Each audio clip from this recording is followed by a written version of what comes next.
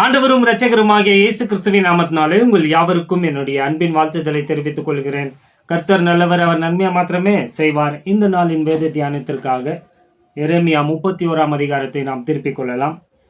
ஒரு சில பாடங்களாக நம்ம உடன்படிக்கைகள், காவனன்ஸ், அதை பற்றி நம்ம தியானித்து கொண்டு வருகிறோம் இல்லையா. அதாவது ஆண்டவராகிய தேவன் இஸ்ரேல் ஜனங்களோடு அவர் செய்து கொண்டிருந்த உடன்படிக்கைகளை நம்ம என்ன பண்ணிட்டு இருக்கிறோம், தியானித்து கொண்டு இருக்கிறோம். அதில் 4 உடன்படிக்கை நம்ம தியானித்தோம் இல்லைங்களா. ஆபிரகாமின் உடன்படிக்கை, மோசையின் உடன்படிக்கை, மறுசீரமைப்பு உடன்படிக்கை, அதாவது இப்போ அதை பாலஸ்டீனியன் காவனன்ட்னு சொல்கிறாங்க இல்லையா, அப்படி நம்ம சொல்லக்கூடாது. 4வது தாவீதின் உடன்படிக்கையை நம்ம தியானித்தோம். இன்றைக்கு கடைசி ஆனால் புதுசு இன்னைக்கு புத்தாண்டு இல்லைங்களா. உங்கள் யாவருக்கும் என்னுடைய புத்தாண்டு நல்வாழ்த்துக்களை தெரிவித்துக் கொள்கிறேன். இன்றைக்கு நம்ம ஆண்டவர் இஸ்ரேல் ஜனங்களோடு செய்த கடைசி உடன்படிக்கை நம்ம என்ன பண்ண போகிறோம், தியானிக்க போகிறோம். அந்த உடன்படிக்கையின் பெயர் என்ன பார்த்தீங்கன்னா புதிய உடன்படிக்கை. கேள்விப்பட்டிருப்பீங்க இல்லைங்களா. ஸோ தவறாக தான் கேள்விப்பட்டிருப்பீங்க. அதை நம்ம இப்போ என்ன பண்ணலாம், சரி செய்யலாம், அல்லது அதை நம்ம சரியாக அதை தியானிக்கலாம். திருப்பி கொண்டீங்கன்னா எரேமியா 31 அதிகாரம் வசனம் 31 வசனம் பாருங்களேன். இதோ நாட்கள் வரும் என்று கர்த்தர் சொல்லுகிறார், அப்பொழுது இஸ்ரவேல் குடும்பத்தோடும் யூதா குடும்பத்தோடும் புது உடன்படிக்கையை பண்ணுவேன். ஸோ இந்த வசனத்தை படிக்கும்போதே இதற்கு எந்த விதமான எக்ஸ்பிளனேஷன் இல்லையா, தேவையே கிடையாது. ஆனால் இன்றைக்கு அதை எக்ஸ்பிளைன் பண்ணும்படியான சூழ்நிலை இன்னைக்கு கிறிஸ்துவத்தில் ஏற்பட்டிருக்கு. அதனால தான் இதை என்ன பண்ண போகிறேன், இன்னைக்கு எக்ஸ்பிளைன் பண்ணுறேன். பாருங்கள், கிண்டர் கார்டன் ஸ்கூல் படிக்கிற பிள்ளைகளுக்கே தெரியும் இந்த வசனம் எதை பற்றி பேசுதுன்ட்டாங்க. என்ன சொல்கிறார், ஆண்டவர் சொல்கிறாரு, நான் ஒரு உடன்படிக்கை செய்ய போகிறேன், புதிய உடன்படிக்கை செய்ய போகிறேன். அது யாரோடு செய்ய போகிறேன், இஸ்ரவேலோடு நான் என்ன பண்ண போகிறேன், செய்ய போகிறேன்னு சொல்கிறாரு இல்லைங்களா. இஸ்ரேல் அப்படின்னு படிக்கிறப்பவே அது என்ன தான், இஸ்ரேல் தான். விளங்குதுங்களா இல்லையா சொல்லு. பாருங்க, இங்கே ஆண்டவர் ஒரு உடன்படிக்கை செய்கிறேன்றாரு, அதை இஸ்ரேல் என்ற அந்த ஜனத்தோடு செய்கிறேன்னு சொல்கிறாரு. ஸோ அதை வாசிக்கிறப்பவே நமக்கு தெரியுது அது யாரோடு தான் அவர் செய்கிறாரு, இஸ்ரேலரோடு தான் செய்கிறாரு. இது பிள்ளைகளுக்கு கூட தெரியும். ஆனால் இதில் எவ்வளோ சிக்கல் இன்றைக்கு கிறிஸ்தவத்தில் என்ன பண்ணிட்டு இருக்கிறாங்க, செய்து வைத்து இருக்கிறாங்க. ஏன்னா இதை நமக்குன்னு அப்ளை பண்ணி அதை முழுமையாக அதை என்ன பண்ண முடியாது, அப்ளை பண்ண முடியாது இல்லையா. ஸோ எது எது அவங்களுக்கு தேவையோ அதை மாத்திரம் அப்ளை பண்ணி மீதியெல்லாம் அவங்க ஸ்கிப் பண்ணுறதெல்லாம் நீங்கள் பார்த்துருப்பீங்க. பார்க்கலன்னா இன்றைக்கி நான் உங்களுக்கு காட்ட போகிறேன் பாருங்கள் இல்லைங்களா. பாருங்கள், ஆண்டவர் ரொம்ப கிளியராக நான் எப்போவுமே பைபிளில் நிறுத்தி நிதானமாக படிக்கணும்னு சொல்லுவேன். அதை பகுத்து பிரித்து தான் நீங்கள் என்ன பண்ணணும், தியானிக்கணும், வாசிக்கணும். அப்போ தான் உங்களுக்கு வேதம் புரியும். இல்லைன்னா நீங்கள் 100 வருஷம் உங்களுக்கு ஆயுசு நாட்கள் ஆண்டவர் தந்தாலும் நீங்கள் 100 வருஷம் வேதத்தை படித்தாலும் தவறாக தான் படிப்பீங்க, தவறாக தான் தியானிப்பீங்க, தவறாக தான் போதிப்பீங்க. யார் பேசுகிறது, யாருக்கு பேசுகிறாங்க, அதாவது யாருக்கிட்ட பேசுகிறாங்க, அது யாரு, அதனுடைய செய்தி என்ன, அது அதனுடைய பின் நிலவரம் என்ன, காலகட்டம் என்ன, அது தற்போதைய அந்த ப்ரெசன்ட் சுச்சுவேஷன்ஸ்க்கு மாத்திரம்தானா, அல்லது அது நிரந்தரமானதான்ட்டு பல்வேறு, அதுக்குன்னே ஒரு பாடத்தை உங்களுக்கு எடுக்கணும்னு நினைக்கிறேன். இந்த ஆண்டில் எப்படி வேதத்தை நம்ம படிக்கணும் என்ற அந்த தலைப்புலேயும் உங்களுக்கு போதிக்கலான்னு இருக்கிறாங்க. ஏன்னா நிறைய பேர் விளங்கி கொள்ள மாட்டே இருக்கிறீங்க. இங்கே வசனம் கிளியராக சொல்லுது, ஆண்டவர் பிளெயினாக நான் இந்த உடன்படிக்கை இஸ்ரேல் ஜனத்தோடு யூதா வீட்டாரோடு நான் என்ன பண்ண போகிறேன்,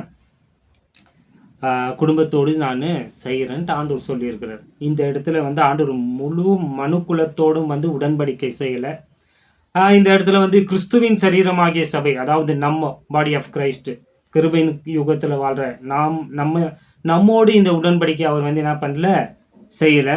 இந்த உடன்படிக்கை அவர் யாரோடு தான் செய்கிறாரு, இஸ்ரேல் ஜனங்களோடு தான் செய்கிறாரு. அதை ஏன் அவங்களோடு செய்கிறாருன்னு பார்த்தீங்கன்னா, இது அவருடைய அந்த தீர்க்க தரிசனத்தில் இருக்கிற அவருடைய திட்டத்தை அவர் என்ன பண்ணுறாரு, இந்த குறிப்பிட்ட இந்த ஜனத்தோடு, அதாவது இவங்களை என்ன சொல்லுவாங்க, இவங்க கடவுளுக்கு சொந்த சம்பத்து, பெக்யூலியர் பீப்பிள் இல்லைங்களா. இஸ்ரேலர்கள் வந்து ஆண்டவருக்கு வந்து சொந்த சம்பத்தா இருக்கிறாங்க. அவங்க மேல ஆண்டவர் ஒரு நோக்கத்தை வைத்திருக்கிறாரு. அந்த நோக்கத்தை தீர்க்க தரிசனமாக அவர் வந்து காலங்காலமாக வந்து என்ன பண்ணிட்டு இருந்தாரு, வெளிப்படுத்தி கொண்டு வந்தார் இல்லைங்களா? அதை நிறைவேற்றும்படியாக தான் இந்த அவருடைய ஜனமாகிய சொந்த சம்பத்தான அந்த ஜனமாகிய இஸ்ரேலோடு நான் வந்து என்ன பண்ண போறேன், ஒரு உடன்படிக்கை செய்ய போறேன். ஃபியூச்சர், எதிர்காலம். படிச்சீங்களா? இதோ நாட்கள் வரும் என்று, அதாவது இன்னும் வரல, வரும் ஒரு நாள். அதாவது அது எதை குறிக்கிறது? எதிர்காலத்தை குறிக்கிறது இல்லையா? ஸோ ஆண்டவர் வந்து இந்த உடன்படிக்கை அவங்களோட என்ன பண்ண போறாரு, செய்ய போகிறார். 32வது வசனம். நான் அவர்கள் பிள்ளைகளை எகிப்து தேசத்தில் இருந்து அழைத்து வர கைப்பிடித்த நாளிலே அவர்களோட பண்ணின உடன்படிக்கையின்படி அல்ல, ஏனெனில் நான் அவர்களுக்கு நாயகராயிருந்தும் அந்த என் உடன்படிக்கையை அவர்கள் மீறி அவமாக்கி போட்டார்களே என்று கர்த்தர் சொல்லுகிறார். ஸோ இங்க ஆண்டவர் சொல்றாரு, நான் ஒரு 2வது உடன்படிக்கை செய்கிறேன். முதல்ல ஒரு உடன்படிக்கையை நான் என்ன பண்ணேன், அவங்களோடு செய்தேன். அதை வந்து அவங்க என்ன பண்ணிட்டாங்க, உடைச்சிட்டாங்க. அவங்க அதை என்ன பண்ணிட்டாங்க, they break my covenant இல்லையா? அவங்க எதை அவங்க உடைச்சாங்க, எந்த நியாய பிரமாணத்தை அவங்க வந்து மீறினாங்க? மோசேயின் பிரமாணங்க. அதாவது யாத்ராகமம் 20ஆம் அதிகாரத்தில் ஆண்டவர் சொல்றாரு இல்லையா, மோசேயின் உடன்படிக்கை, அதை வந்து அவங்க என்ன பண்ணிட்டாங்க, மீறிட்டாங்க. அந்த உடன்படிக்கையின் பேர் என்ன, த லா காவனன்ட், பிரமாண உடன்படிக்கை. நீ இதை செஞ்சா நான் இதை செய்வேன்ட்டாலாம் ஆண்டவர் இதெல்லாம் ஆல்ரெடி உங்களுக்கு டீச் பண்ண இல்லைங்களா? ஸோ கேட்கலன்னா போய் கேளுங்க. கேட்டு உங்களுக்கு இப்போ நான் என்ன பேசுகிறேன்றது ரொம்ப எளிதில் உங்களுக்கு புரியும் இல்லைங்களா? அதுதான் நம்ம சீரியஸாக வாசிக்கிற தியானிக்கிறப்போ நீங்கள் எதனா ஒரு சென்டரில் ஒரு கிளாஸை மிஸ் பண்ணிங்கனாலும் உங்களுக்கு சில விஷயங்கள் விளங்காது.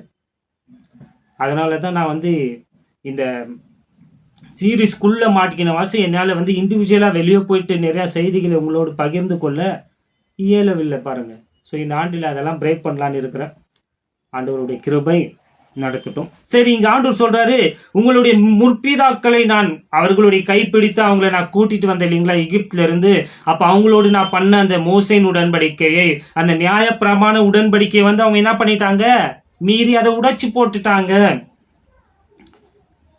ஸோ நான் என்ன பண்ண போறேன், மீண்டும் அவங்களோட ஒரு புதிய உடன்படிக்கையை நான் என்ன பண்ண போறேன், செய்ய போறேன்ட்டு இங்க ஆண்டவர் என்ன பண்றாரு சொல்றாரு பாருங்க. அவங்களோட ஆண்டவர் வந்து அவங்க நியாயப்பிரமாணத்தை கொடுத்தாரு. அந்த நியாயப்பிரமாணத்தை அவங்க உடைச்சி போட்டுட்டாங்கன்ட்டு அவங்கள ஆண்டவர் என்ன பண்ணிடல, தள்ளியில பாருங்க. இன்னைக்கு நிறைய பேர் போதிக்கிறாங்க இல்லையா, ஆண்டவர் வந்து அவங்க done and dusted with Israel அப்படின்னு சொல்றாங்க இல்லையா, அப்படியெல்லாம் கிடையாது பாருங்க. God never gave up on them. அவர் இன்னமும் அவங்களுக்கு என்னத்தான் கொடுத்துட்டு இருக்கிறாரு, வாய்ப்புகள் கொடுத்து கொண்டு இருக்கிறாரு. ஏன்னா அவருடைய உடன்படிக்கை அவர் வந்து கை கொள்கிற தேவன். ஆபிரகாமோடு பண்ணின அந்த உடன்படிக்கை நிமித்தமாக இவங்க எவ்வளோ தவறு செய்தாலும், இவங்க எவ்வளோ தான் விழுந்து போனாலும், நியாயப்பிரமாணத்தை உடைத்தாலும், அவரோட மனசை நோகடிச்சாலும், என்ன செஞ்சாலும் அவருடைய உடன்படிக்கை, அவருடைய அந்த ஸ்நேகம், அவருடைய அந்த அனாதி தீர்மானம், அவருடைய அன்பு வந்து அவரை வந்து என்ன பண்ண விட மாட்டேங்குது. நான் இப்படி பேசுகிறப்பவே நீங்கள் அந்த உடன்படிக்கையெல்லாம் நினைவு கூறணும். ஆபிரகாம், தாவீது, அவங்களோட கடவுள் செஞ்ச அந்த உடன்படிக்கை அவர் என்ன பண்ணுறாரு, நினைக்கிறாரு. இவங்கள ஒவ்வொரு முறையும் தண்டிக்கிறப்போ ஆண்டவர் இவங்களை நினச்சி சரின்ட்டு அவருடைய உடன்படிக்கை அவர் என்ன பண்ணிட்டு இருக்கிறாரு, கை கொண்டு இருக்கிறார். ஸோ ரொம்ப முக்கியமான வேத பகுதி, நல்லா கவனிச்சுக்கோங்க. இன்னைக்கு வந்து நான் ரொம்ப ரொம்ப ரொம்ப ரத்தின சுருக்கமாக தான் இந்த செய்தி உங்களுக்கு கொடுக்க போகிறேன். ஏன்னு கேட்டிங்கன்னா, இந்த புதிய உடன்படிக்கை என்பதில் வந்து ஆல்மோஸ்ட் எல்லா உடன்படிக்கையும் அடங்கியிருக்கு. மோசையின் உடன்படிக்கை தவிர்த்து மீது எல்லா உடன்படிக்கையும் இந்த புதிய உடன்படிக்கைக்குள்ள வந்து அடங்கியிருக்கு. அதெல்லாம் அப்போ நிறைவேற போகிறது. இது கிட்டத்தட்ட 1000 வருஷம் வந்து இந்த உடன்படிக்கை நிறைவேற போகுது. அப்போ இது எவ்வளோ பெரிய பாடம்னு உங்களுக்கு நல்லா புரியும்னு நினைக்கிறேன்.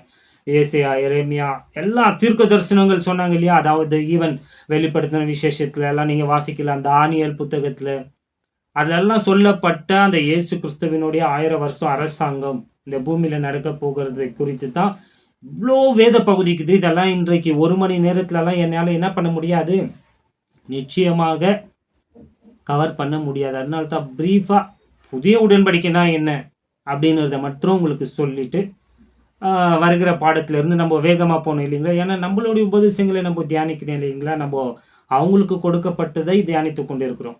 கவனம் இருக்குங்களா? கடந்த ஆண்டுல வந்து எபேசியர் நிருபத்தை நான் நிறுத்திட்டேன் இல்லைங்களா? இந்த ஆண்டுல எப்படின்னா அதை போய் நம்ம என்ன பண்ணிடணும், ஆண்டவருடைய கிருபை இருந்தா அதை கேட்ச் பண்ணிடணும். ஓகே. ஸோ ஆண்டவர் தம்முடைய சொந்த ஜனமாகிய சொந்த சம்பத்தாகிய அந்த ஜனத்தோடு தான் இந்த உடன்படிக்கையை வந்து அவர் என்ன பண்றாரு, செய்யறாரு. இதை நீங்க எடுத்து கிறிஸ்துவின் சரீரமாகிய சபைக்கு நீங்க அப்ளை பண்ண கூடாது. அப்ளை பண்ணீங்கன்னா அது தவறாக போக தான் என்ன உண்டு, வாய்ப்பு உண்டு. விளங்குதுங்களா இல்லைங்களா? அதாவது நான் ஒவ்வொரு முறையும் கிறிஸ்துவின் சரீரமாகிய சபைன்னு சொல்றப்போ நம்மள சொல்றேன், இந்த காலத்துல வாழ்றவங்கள, அதுதான் நம்மளுடைய பேருங்க. நம்ம வந்து என்ன சொல்றது, நம்ம வந்து அவருடைய வாக்கு தத்தத்தின் பிள்ளைகள் கிடையாது. நம்ம வந்து ஆவிக்குரிய இஸ்ரவேலர்கள் கிடையாது. நம்ம அவருடைய சீடர்கள் கூட கிடையாது. நாடா இது புதுசாகுதுன்னா உண்மைங்க. நம்ம வேறு ரகங்க. நம்ம அவருடைய சரீரம். இதனுடைய அந்த இன்டெப்த் ஸ்டடியை தான் உங்களுக்கு எபேசியர் 2ல் நான் போதிக்க போகிறேன். அதனால் நம்ம இங்கே வந்துட்டு இருக்கிறோம். இதெல்லாம் போதிச்சா தான் அங்கே நான் போதிச்சா அது உங்களுக்கு புரியும். அப்படி இல்லைன்னா நீங்கள் எனக்கு கள்ள போதுகன்னு சொல்லிடுவீங்க. பார்த்தீங்களா? பாருங்கள், இவ்வளோ நான் பேசியிருக்கிறேன். கிட்டத்தட்ட ஒரு வருடம் உங்களோட 2 வருடம் பேசியிருக்கிறேன் இல்லைங்களா? இதெல்லாம் கால்பாகம் தாங்க. 25% தான். இன்னும் 100% எல்லாம் நான் பேச ஆரம்பிச்சேன்னா நீங்கள் முத்திரை போட்டுருவீங்க. இதுக்கே உங்களை நான் எப்படியெல்லாம் பக்குவப்படுத்தி எங்கெங்கேயோ கொண்டு போயிட்டு, இதெல்லாம் வந்து நார்மலாக கேட்குறவங்களுக்கு தெரியாது. வேத பண்டிதர்கள், போதகர்கள் இல்லையா, நல்லா ஆவிக்குரிய வாழ்க்கையில் வளர்ந்த விசுவாசிகள், போதகர்களுக்கு வந்து நான் என்ன பண்ணுறேன்றது அவங்களுக்கு தெரியும். இப்போ பேசுறதெல்லாம் ரொம்ப கம்மிங்க. அதெல்லாம் 100% எல்லாம் உங்களுக்கு நான் போதிச்சேன்னா அதுக்கு உங்களை பக்குவப்படுத்தி மொல்லமாக உங்களை அப்படி இப்படி ஃபுல் ரவுண்ட் அடிச்சு தான். அதுவே தவறு தான். பட் என்ன பண்ணுறது, கிறிஸ்தவம் வந்து இன்னைக்கு வந்து தவறாக எல்லாத்தையும் போதித்த வாச எதையுமே சத்தியத்தை கூட நம்ம டைரெக்டாக அதை பேச ரொம்ப கடினமாக இருக்கு. அதை வந்து விளங்குதுங்களா? அதனால இந்த வேத பகுதி வந்து இஸ்ரேலரோடு அவருடைய சொந்த ஜனம் ஆகிய, சொந்த ஜனம்னா அப்போ நம்ம சொந்தம் இல்லையான்னு கேட்காதீங்க. நம்ம சொந்தத்தை விட அதிகமான நெருக்கம் உள்ளவங்க. அவங்க சொந்த ஜனம் தாங்க. ஆனால் நம்ம அவருடைய சரீரங்க. நான் சொன்னேன் இல்லைங்களா, இப்போ நிறையா வருதுங்க. அதெல்லாம் சொன்னா நீங்கள் இடர்கள் அடைஞ்சிடுவீங்க. ஏன்னா அதை கிரகிக்கக்கூடிய, அதை ஜீர்ணிக்கு டைஜஸ்ட் பண்ணுற அந்த சக்தி உங்களுக்கு இல்லைன்னா அது தவறாக போகும். அதனால தான் நான் அதெல்லாம் வந்து என்ன பண்ணுறேன், கண்ட்ரோல் பண்ணிட்டு இருக்கிறேன். நல்லா கவனிங்க. அவங்களதுல வந்து ஆண்டவர் சொல்றாரு, இவங்க பெக்யூலியர் பீப்புள். அதாவது என்னுடைய சொந்த சம்பத்து என்ற வார்த்தைக்கு என்ன அர்த்தம்னா, இந்த பூமியில வந்து எல்லா ஜனங்களையும் பார்க்கிலும் உங்களை நான் வந்து என்ன பண்ணியிருக்கிறேன், எனக்குன்னு ஒரு வசனத்தை வாசிச்சா உங்களுக்கு புரியும் பாருங்களேன். உபாகமும் ஐ திங்க் ஸோ இல்லை, யாத்ராகமும் 19ஆம் அதிகாரம் திருப்புங்க, 5வது வசனம் பாருங்களேன். இப்பொழுது நீங்கள் என் வாக்கை உள்ளபடி கேட்டு என் உடன்படிக்கையை கைக்கொள்வீர்கள், ஆனால் சகல ஜனங்களிலும் நீங்களே எனக்கு சொந்த சம்பத்தாய் இருப்பீர்கள், பூமியெல்லாம் என்னுடையது. 6வது வசனம், நீங்கள் எனக்கு ஆசாரிய ராஜ்யமும் பரிசுத்த ஜாதியுமாய் இருப்பீர்கள் என்று நீ இஸ்ரவேல் புத்திரரோட சொல்ல வேண்டிய வார்த்தைகள் என்றார். ஸோ இங்க ஆண்டவர் சொல்றாரு, கர்த்தர் சொல்றாரு, நீங்க தான் இந்த பூமியில் இருக்கிற எல்லா ஜனத்தை பார்க்கலும் எனக்கு எப்படியா இருக்கிறீங்க, சொந்த சம்பத்தா இருக்கிறீங்க. எல்லா உலகத்தையும் அவர் தான் படைச்சாரு. ஆனா எல்லாருலையும் யார் ரொம்ப ஸ்பெஷல்னு பார்த்தீங்கன்னா இவங்க தான். எப்போ நீங்க என்னுடைய கற்பனைகளை எல்லாம் கை கொண்டு என்னுடைய உடன்படிக்கை நீங்க என்ன பண்ணீங்கன்னா கை கொண்டீங்கன்னா அப்படின்ட்டு எல்லாம் சொல்லிட்டு வர்றாரு இல்லையா. இவங்க மேல ஒரு பெரிய திட்டத்தை வைத்திருக்கிறார். கீழே வாசிச்சு, நீங்க யாரு, எனக்கு ஆசாரிய ராஜ்யமும் பரிசுத்த ஜாதியுமா இருக்கு. இதுக்கெல்லாம் ரொம்ப ரொம்ப பெரிய அர்த்தங்கள் இருக்குங்க. அவங்கள வைத்து அவங்களுக்குன்னு ஒரு திட்டம், நோக்கம், பெரிய நோக்கம். அது அந்த ஒரு ராஜ்யம் இருக்க போது, அந்த ராஜ்யத்துல நீங்க எல்லாம் என்னவா இருக்க போறீங்க, உங்களுக்குன்ட்டு ஒரு ஆலயம் இருக்க போது. அங்க 2 இருக்கு இல்லைங்க. ஒன்று வந்து கவர்மெண்ட், இன்னொன்று வந்து என்ன சொல்றது, ஆன்மீகம் இல்லையா. ஏன்னா மதம் கிடையாது, அதனால சொல்கிறேன். இப்படிக்கா வந்து அரசியல், பாலிடிக்ஸ், அரசாங்கம், இதில் வந்து இந்த உலகத்திற்கே வழிகாட்டி யாருன்னு பார்த்தீங்கன்னா அது இஸ்ரேல் ஜனங்கள் தான். இப்போ இல்லைங்க, அப்படி இருக்கணும்ன்ட்டு ஆண்டவரை வந்து அவங்கள வந்து தெரிந்து கொண்டார். அவங்கள வந்து அவங்க மேலே பெரிய நோக்கத்தை வைத்திருந்தார். அதெல்லாம் அவங்க தவறுனாங்க, அது அப்புறம். இன்னொன்று வந்து இந்த உலகத்திற்கே உண்மையான மெய்தேவனை ரெப்ரசன்ட் பண்ணுற அம்பாசிடர்ஸ் யாருன்னு பார்த்தீங்கன்னா இவங்க தான். அதாவது இவங்க வந்து ஆசாரியர்கள்.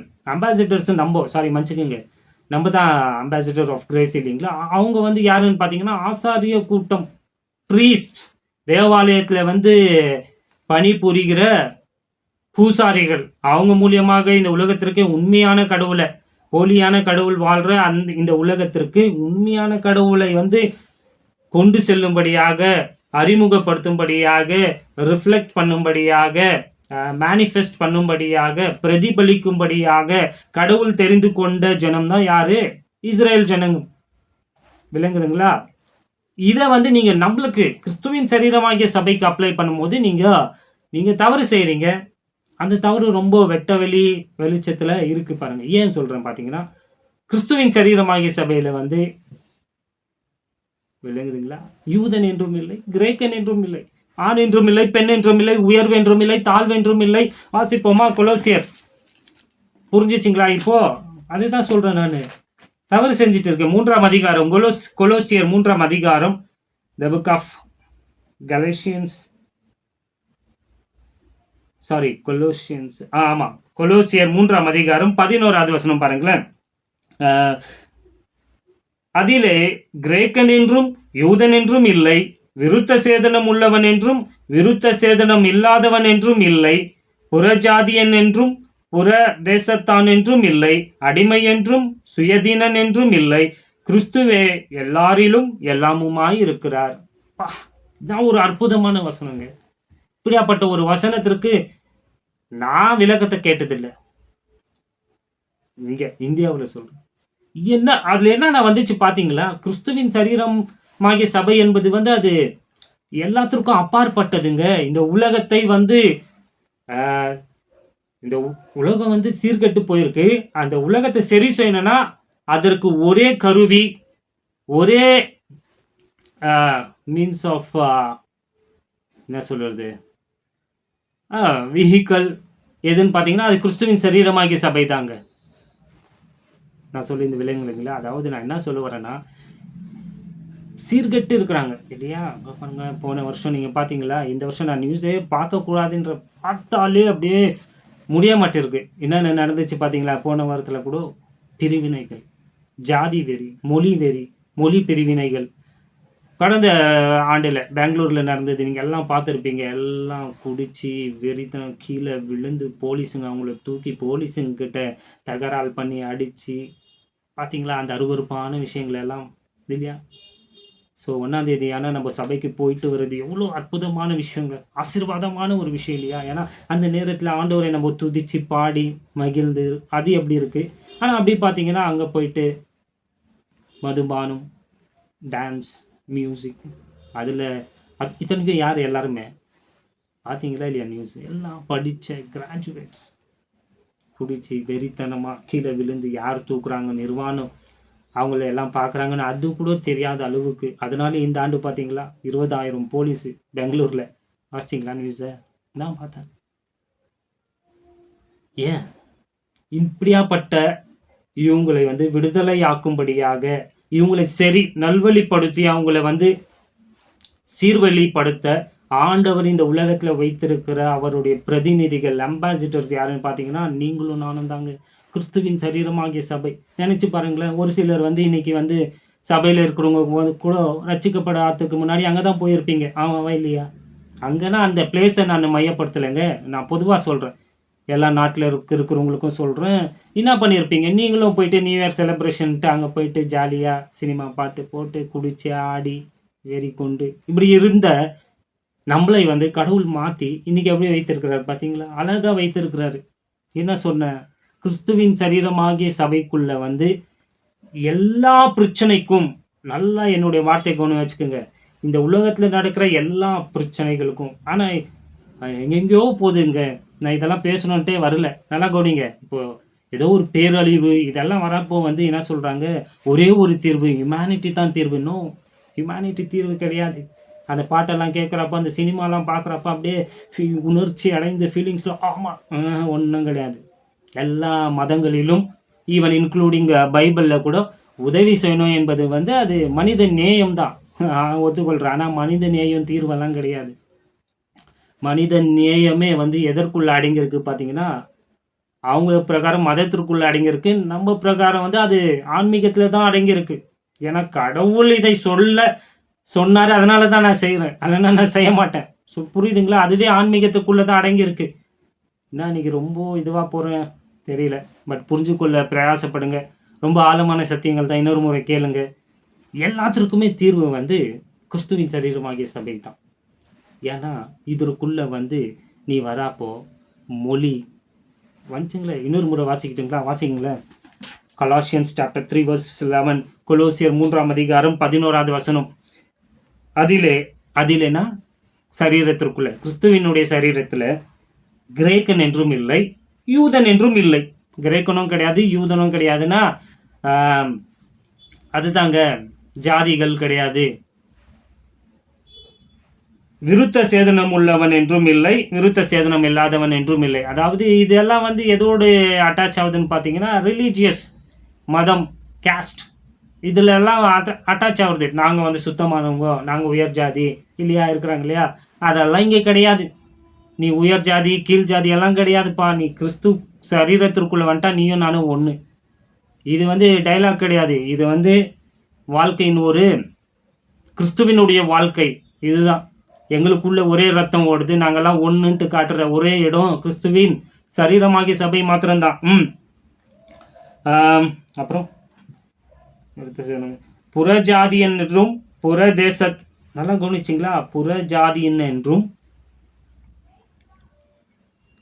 புறஜாதியான் என்றும் புறதேசத்தான் என்றும் இல்லை.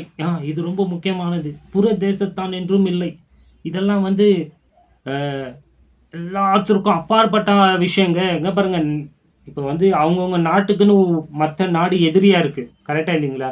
இந்தியாவுக்கு எதிரி பாகிஸ்தான் சொல்றாங்க இல்லையா? அந்த மாதிரி ஒவ்வொரு நாட்டுக்கும் ஒரு எதிரி இருக்கு இல்லைங்களா? ஆனா கிறிஸ்துவுக்குள்ள நீ வந்துட்டுனா உனக்கு அவங்க எதிரி கிடையாது. அப்படின்னா பாகிஸ்தான்காரன் எனக்கு எதிரி கிடையவே கிடையாது.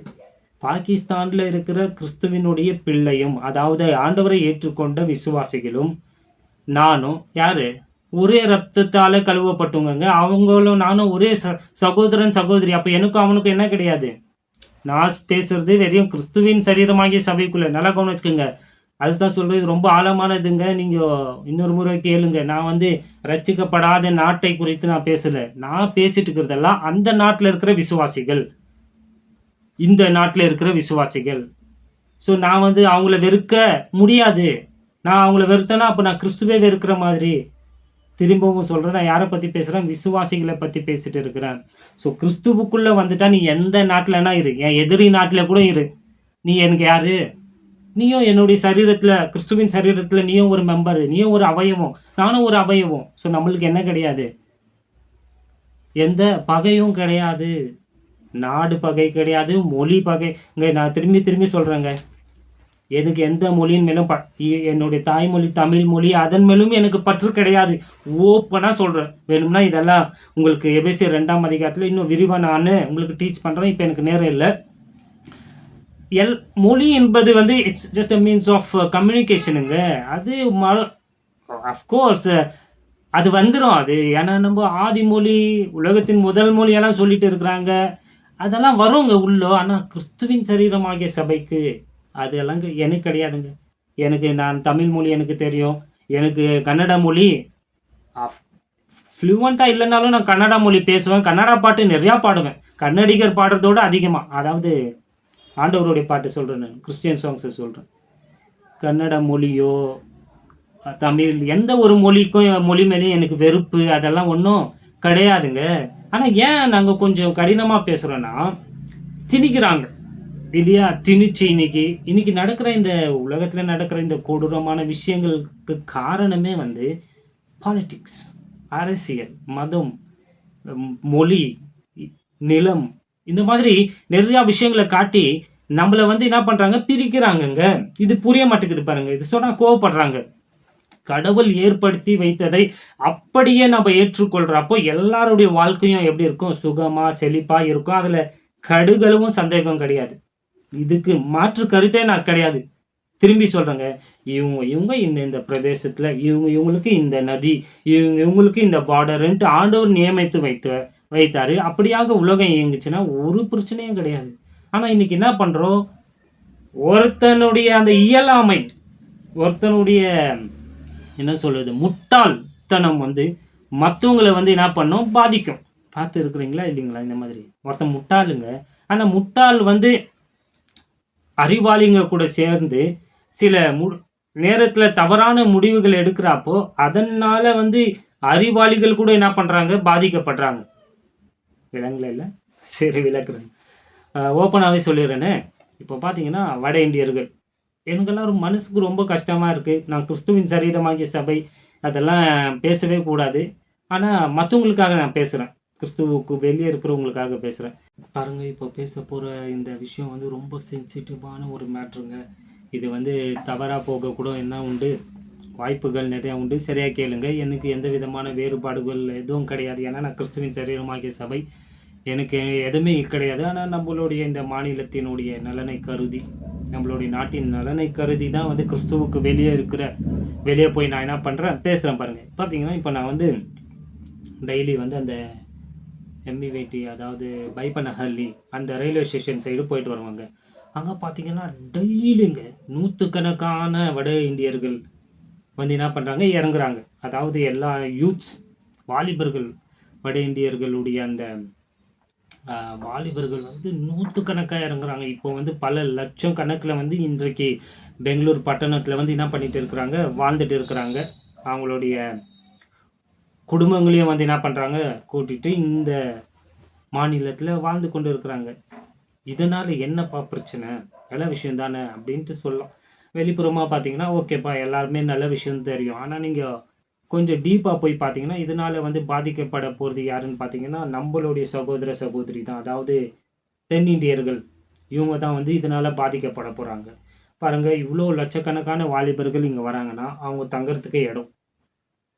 முதல்ல வந்து ஒரே ஒரு அப்பார்ட்மெண்ட்டில் ஒரே ஒரு கீழே பேஸ்மெண்ட்டில் ஒரு ரூம் தாங்க கொடுக்குறாங்க ஒரு செக்யூரிட்டிக்கு. அந்த ரூமுக்குள்ளவே இவங்க குடும்பத்தில் இருக்கிற ஃப்ரெண்ட்ஸுங்க எல்லாரையும் வர வச்சு அங்கே தங்கி பாராட்டணுங்க.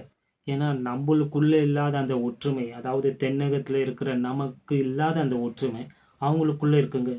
ஒரே ரூம்ல அவங்களெல்லாம் கூட்டிட்டு வந்து அவங்கள வைத்து இங்கே வேலை பார்த்து இப்படியாக கொஞ்சம் கொஞ்சமாக பரவி கொண்டு இருந்தது. இந்த கொரோனாக்கு அப்புறம் வந்து நிறைய பரவ ஆரம்பிச்சிச்சுங்க. லட்சக்கணக்கான வட இந்தியர்கள் வந்து இப்போ இங்கே வந்திருக்கிறாங்க, வாழ்ந்து கொண்டு இருக்கிறாங்கங்க. எந்த துறையில் பார்த்தாலும் அவங்க இருக்குவாங்க. எல்லா அப்பார்ட்மெண்ட்ஸ்லேயும் செக்யூரிட்டி அவங்க தான் இல்லைங்களா? இந்த ஆரியர்கள் முக்கியமாக பார்த்தீங்கன்னா இருந்தே இருப்பாங்க செக்யூரிட்டிஸாக.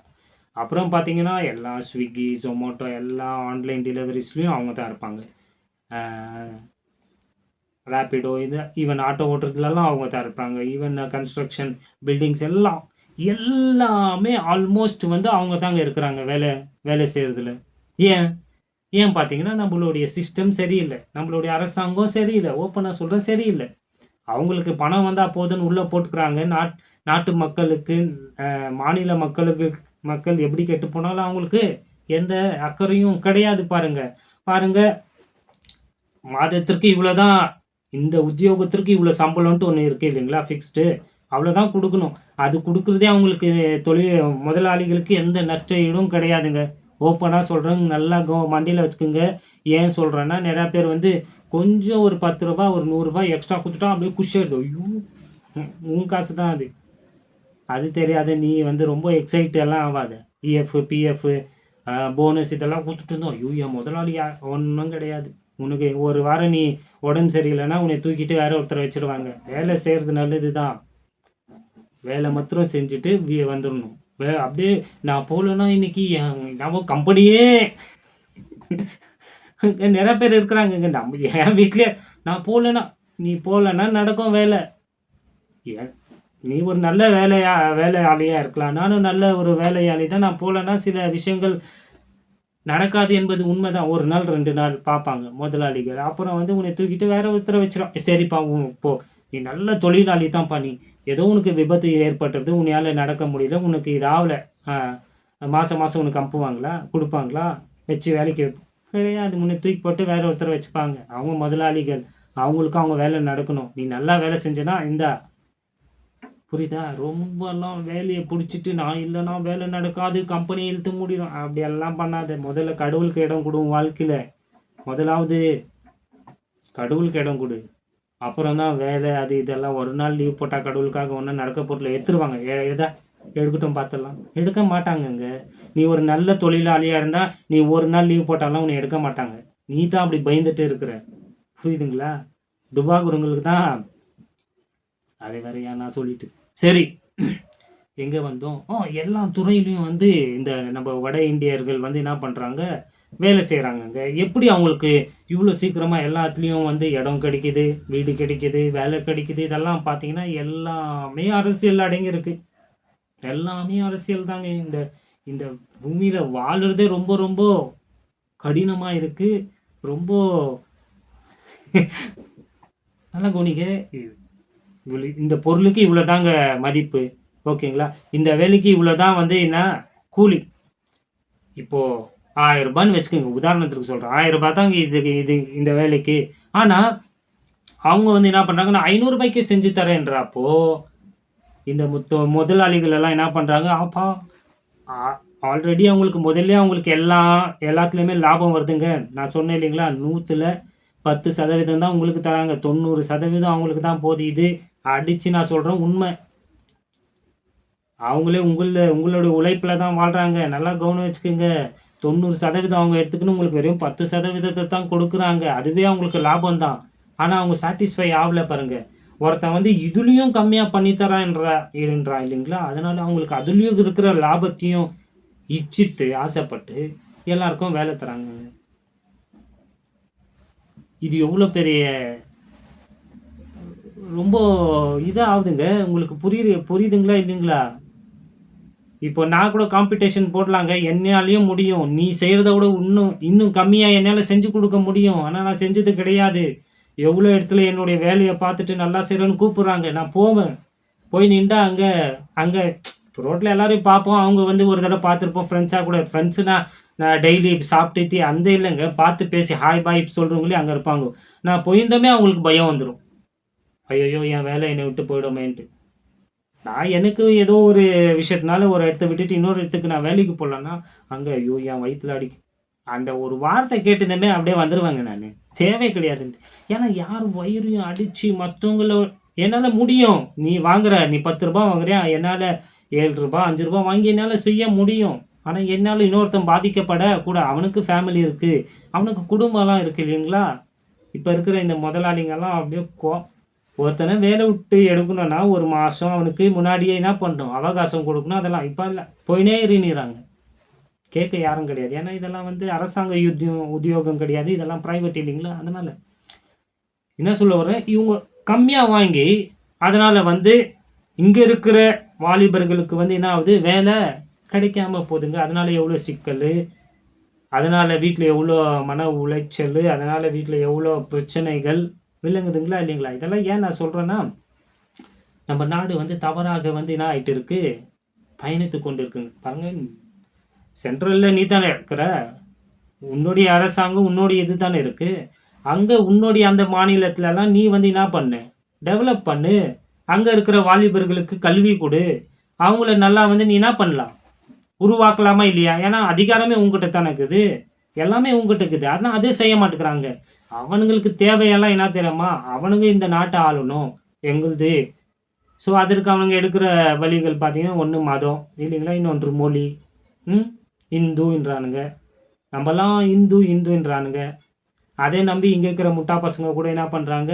அவங்களுக்கு போயிட்டு ஜால்ரா போட்டு, என்னவோ கிறிஸ்தவம் வந்து இவங்க எல்லாரையுமே வாழ்க்கைய கெடுத்துட்ட மாதிரியும், இவங்கள அடிச்சு, இவங்கள டெய்லி கொடுமை குடுக்குற மாதிரியும் அவங்களுக்குள்ள அந்த துர்ச்செய்திகள பரப்பி, இவங்களும் அத நம்பிக்கின்னு கொஞ்ச நேரம் உட்காந்து யோசிக்கணும். இல்லைங்களா? இந்த சமுதாயத்தினால நம்ம நாட்டுக்கு என்னெல்லாம் நடந்திருக்கு, என்னெல்லாம் நடந்துட்டு இருக்கு, எவ்வளோ வாழ்க்கைகள் மாறப்பட்டிருக்கு, எவ்வளோ பேர் வந்து திருந்திருக்கிறாங்க. இதெல்லாம் பார்த்து பாருங்கடான்னா, அத பார்க்க மாட்டானுங்கோ. அவன் என்ன சொல்றானோன்ட்டு. அவன் வந்து அவங்களுடைய கடவுள வந்து உங்களுக்கு வந்து என்ன பண்றான்? திணிக்கிறான். மொழிய மாத்திரம் கிடையாது. கடவுளே திணிச்சவங்க தான். இதெல்லாம் சொல்லணுமா இன்னைக்கு? என்ன பண்ணுறது? சொல்றப்பயே சொல்லிடலாமே! ஆ நாங்கலாம் வந்து என்னமோ அடிக்கடி ஒரு வார்த்தைய சொல்லுவானுங்களே! ஏதோ சொல்றானுங்கங்க. மறந்துட்டேன். நான் ஒரு ராமன்னு சொல்கிறாங்க இல்லையா? இப்போ நான் முதல்ல நான் பேசுகிற இதெல்லாம் புரிஞ்சுக்கின்னு அப்புறம் வந்து நீ பேசு. அவங்க என்ன சொல்கிறாங்க பார்த்தீங்கன்னா, ராமர் தான் நம்ம கடவுள் அப்படின்ட்டு இங்கே வாழ்கிற தென்னிந்தியர்களுக்கு வந்து என்ன பண்ணுறான், அந்த கடவுளை அறிமுகப்படுத்துகிறான். அந்த கடவுள் வந்து யாருடைய கடவுள்? இந்திக்காரங்களுடைய கடவுளுங்க இல்லைங்களா? ஸோ இந்த ராம் வந்து என்ன பண்ணுறாரு பார்த்தீங்கன்னா, இந்த ராவணனை வந்து கொலை செஞ்சு சாவடிக்கிறத வந்து தீபாவளியாக அதெல்லாம் ஆசரிக்கிறாங்க இல்லையா? அன்றைக்கே பேசலாம்னு நினச்சேன். டைம் இல்லை எனக்கு அன்றைக்கி. கவனிங்க இங்கே ராவணன் என்பவங்க இந்த ராம் என்றவங்க கடவுளாக இவங்க பாவிக்கிறதுங்க. அவங்கெல்லாம் வந்து ஒரு அரச குடும்பத்தை சேர்ந்தவங்க. இதுதான் உண்மையான வரலாறு. கவனம் வச்சுக்கோங்க. இந்த ராவணன் என்பவர் வந்து ஒரு அரசன், தமிழர்களின் அரசனுங்க. ராம் என்றவன் வந்து இந்திக்காரங்களுடைய அரசன். கவனம் வச்சுக்கோங்க. நல்லா வரலாறு சொல்லிட்டு இருக்கிறேன். இந்த அரசர்களே இவங்க கடவுளாக சொல்கிறாங்க. அவ்வளோதான், வேறு எதுவும் கிடையாது. ராவணனுக்கு 10 தலை இருந்துச்சுன்னா அவன் வந்து அவ்வளோ புத்திசாலி, அறிவாளி. இப்போ 10 தலை இருக்கமா? ஒரு தலை தாங்க. 2 தலைலாம் ஒன்று கிடையவே கிடையாது. மனுஷனுக்கு ஒரு தலை தான். கடவுளுக்கே ஒரு தலை தான். 2 தலைலாம் கிடையாது. 10 தலையை காட்டுறாங்கன்னா அவன் அவ்வளோ அறிவாளின்று 10 பேருடைய அறிவாற்றல் அவ்வளோ இன்டெலிஜென்ட்டுன்றதை குறிக்கிறது. கவனம் வச்சுக்கோங்க. ஸோ ராவணன் வந்து தமிழில், அதாவது நம்மளுடைய மன்னர் இல்லையா, நம்மளுடைய தமிழர்களினுடைய அரசன். இந்த அரசனை வந்து இப்போ ஏன் நான் ராமாயணத்துக்கு போய் ஐயோ சொல்லிடுறேன். என்ன பண்ணிட்டான் இவன், இந்த ராமன் வந்து நம்ம தமிழர்களுடைய அரசனை சாகடிச்சுட்டு அதை வந்து தமிழர்களே கொண்டாட வச்சிருக்கிறான். அப்போ நம்மளை எவ்வளோ முட்டாளாக்கிக்கிறான்னு சொல்கிறேன். இந்த சதர்ன் பீப்புளுக்கு சொல்லுகிறேன் நான். இந்த தென்னிந்தியர்களுக்கு நான் சொல்லிகிட்டே இருக்கிறேன். தென்னிந்தியர்களுடைய அரசனை மன்னிச்சுக்கோங்க, தமிழர்களுடைய அரசனை வந்து கொண்டுட்டு தமிழர்களே வந்து அதை வந்து கொண்டாட வைத்திருக்கிறாங்க. அதுதான் தீபாவளியினுடைய பண்டிகையினுடைய அர்த்தங்க. இது தெரியாம முட்டா பசங்கோ என்னவோ அது எனக்கு வரவே மாட்டேங்குது. எங்கே எல்லாத்துலேயும் கத்துறானுங்க, இப்போ வர மாட்டேங்குது. இருக்கட்டும், விடுங்க. அப்படி மாற்றி வச்சுட்டு இருக்கிறாங்க வரலாற. நீங்கள் எந்த புராணனா எடுங்க, அரக்கன் எல்லாம் நீ பார்ப்பீங்க இல்லையா, ஜெயன்ஸுன்ட்டு. ஜெயன்ஸ் எல்லாம் கிடையாதுங்க. இந்த நம்ம வாழுகிற இந்த தேசத்துல ஜெயன்ஸ் எல்லாம் இல்லை. கவனம் வச்சுக்கோங்க. அரக்கர்கள் எல்லாம் கிடையாது. ஆனால் ராமாயணத்தில் இதில் இந்த புராணத்துலலாம் வந்து சொல்லப்பட்டிருக்கேப்பா அரக்கர்கள்ன்ட்டு. அவங்க வேற யாரும் கிடையாது. அவங்க எல்லாம் தமிழர்கள். யாரெல்லாம் அவனுங்க அரக்கனுங்க சொல்கிறாங்களோ அந்த அரக்கன்கள்லாம் வேற யாரும் கிடையாது, நம்ம தாங்க. தமிழர்களை வந்து அரக்கனுங்களும் இவங்கெல்லாம் படித்த மேதைகளும் தான். ஏன்னா அப்போ தான் நம்மளுக்கு கல்வி கொடுக்கல இல்லைங்களா? இது பெரிய அரசியல் இருக்குங்க. கல்வியே கொடுக்கல நமக்கெல்லாம். இவனுங்க படித்து, இந்த ஆரியர்கள் அவனுங்க படித்து நம்மளுக்கு கல்வி கொடுக்கல. அதனால நம்மளுடைய முன்னோர்கள், நம்மளுடைய அரசர்கள் இவங்கெல்லாம் வந்து என்ன பண்ணாங்க, அதற்காக போராடினாங்க. யாருக்கிட்ட? அவங்கக்கிட்ட போராடினாங்க. அவங்கள வந்து இவங்க தெய்வர்களாக வணங்குறாங்க. இவங்கெல்லாம் தமிழர்களெல்லாம் அரக்கனாக மாற்றிட்டாங்க. அவங்கெல்லாம் யாரும் தெய்வர்களா. ஸோ இதுதான் இந்த எல்லா புராணத்தில் வருகிறனுடைய சுருக்கமே இதுதாங்க. எல்லா அரக்கர்களும் நம்மளுடைய விடுதலைக்காக, கல்விக்காக எல்லாரும் என்ன பண்ணாங்க, போராடினாங்க, பாடுபட்டாங்க. ஆனால் அவங்க என்ன பண்ணானுங்க, உங்களுக்கு கல்வி எல்லாம் கிடையாது, நீங்கள் இந்த வேலை தான் செய்யணும், கீழ் வேலை தான் செய்யணும், நீங்களாம் படிக்கக்கூடாது, உங்களுக்கு வேதம்லாம் நாங்கள் கொடுக்க மாட்டோம், வேதம்னா கல்வியை கூடிய சொல்கிறேன், இதெல்லாம் கிடையாது, நீங்கள்லாம் கோயிலுக்குள்ளே போகக்கூடாது, நீங்கள் கடவுளுடைய காலில் இருந்து வந்தவங்கோ, நாங்கள்லாம் தலையிலிருந்து வந்தவங்கோன்ட்டு இப்படி எக்கச்சக்கமான என்னன்னு தெரில. நான் ஃபஸ்ட்டு எப்படா இதுலேருந்து வெளியே வருவேன்ட்டு எனக்கே இருக்குது. ஏன்னா இந்த இதுக்குள்ளே போயிட்டு எல்லாத்தையும் உங்களுக்கு டீச் பண்ண வேண்டிய அவசியம் இருக்குது. அதெல்லாம் படிக்க வேண்டிய அவசியம் எனக்கு ஏற்படுதுங்க. அவ்வளோ விஷயங்களை வந்து என்ன பண்ணி வச்சுருக்குறானுங்க செய்துட்டு, இதை அப்படியே என்னவா மாற்றிட்டானுங்கன்னா, இவங்க தேவர்கள் போலவும், இவங்கெல்லாம் அரக்கர்கள் போலவும், இவங்கெல்லாம் வந்து புத்திசாலி போலவும், நம்மளாம் முட்டாள்கள் போலவும் மாற்றி காலங்காலமாக வைத்து இருந்தாங்க. அதுலேருந்து எப்படியோ ஆண்டவருடைய கிருபையினால. ஏன் அப்படி சொன்னேன்னா, அங்கே தான் வந்தாங்க கிறிஸ்துவம். சொன்னேன் இல்லைங்களா, நான் எப்போவுமே பாயிண்டில் இருப்பேன். கிறிஸ்துவம் தான் தீர்வு. கிறிஸ்துவனா கிறிஸ்டியானிட்டியை பற்றி பேசலை, கிறிஸ்துவின் சரீரம் தான் தீர்வுங்க. மிஷினரிமார்கள் வந்தாங்க, வந்து கல்வி கொடுத்தாங்க. ஏய் நீ ஏன்ப்பா இந்த வேலைலாம் செய்கிற, நீ வான்ட்டு தூக்குனாங்க. சர்ட்டு கூட போடாதேன்னு எங்கே பாருங்க கோட்டு போட வச்சாங்க.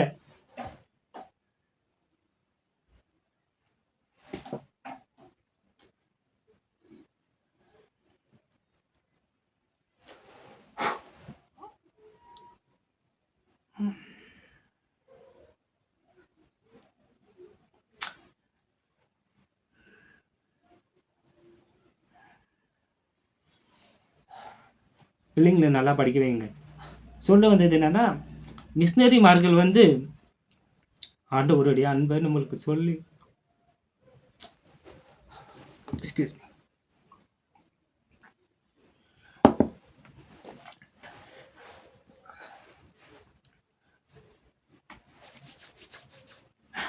நம்மளுடைய வாழ்க்கையை மாற்றிட்டாங்கங்க. இதுதான் உண்மை. இதுதான் கிறிஸ்துவம் செஞ்சுட்டு இருக்கு. இது அவனுங்களுக்கு பிடிக்கல. என்னடா இது, நம்ம போகிற ஹோட்டலுக்கு இவனுங்களும் வரானுங்க, நம்ம சாப்பிட்ற சாப்பாடு இவனுங்களும் சாப்பிட்றானுங்க, நம்ம போடுற ஆடையை இவனுங்களும் போடுறானுங்க, நம்ம படிக்கிற படிப்பை இவனுங்களும் படிக்கிறானுங்க, நமக்கும் இவனுங்களுக்கும் வித்தியாசமே இல்லாத போச்சே அப்படின்ற அந்த ஆதோகம் அவனுங்களுக்குள்ள இருக்குங்க. வெறி, மத வெறி, மொழி வெறி, ஜாதி வெறி, இதெல்லாம் அவனுங்களுக்கு இருக்குது. அதனால் அவனுங்க ஒரு பெரிய திட்டத்தையே போட்டு தாங்க நம்ம நாட்டை அழிச்சிட்டு இருக்கிறாங்க. இதெல்லாம் அரசியல், இதெல்லாம் எனக்கு பிடிக்கல, ஆனாலும் பேசுகிறேன் பாருங்கள். நிறைய அரசியல் இதில் அடங்கி இருக்குங்க. ஆனால் கிறிஸ்துவ வந்தார்னா எல்லாத்தையுமே என்ன பண்ணிடுவார், மாற்றிடுவாருங்க. எப்படி இருந்த நம்மளை வந்து எப்படியெல்லாம் மாற்றிட்டு இருக்கிறாங்க. நம்ம மனிதன் போராடினா, நம்மளுடைய முன்னோர்கள், நம்மளுடைய ராஜாக்கள், அரசர்கள் எல்லாம் போராடினாங்க. முடியல, அவங்களால தோற்று போயிட்டாங்க. ஏன்னா ஆட்சி அவங்கக்கிட்ட இருக்குது, இன்றைக்கும் அவங்கக்கிட்ட தான் இருக்குது. எல்லாம் தோத்துட்டாங்க. ஆனால் தீர்வு கிறிஸ்து தாங்க தீர்வு. ஆண்டவராகிய இயேசு கிறிஸ்து தான் இதுக்கெல்லாம் தீர்வு. வந்துரு, இதற்குள்ளே வந்துரு.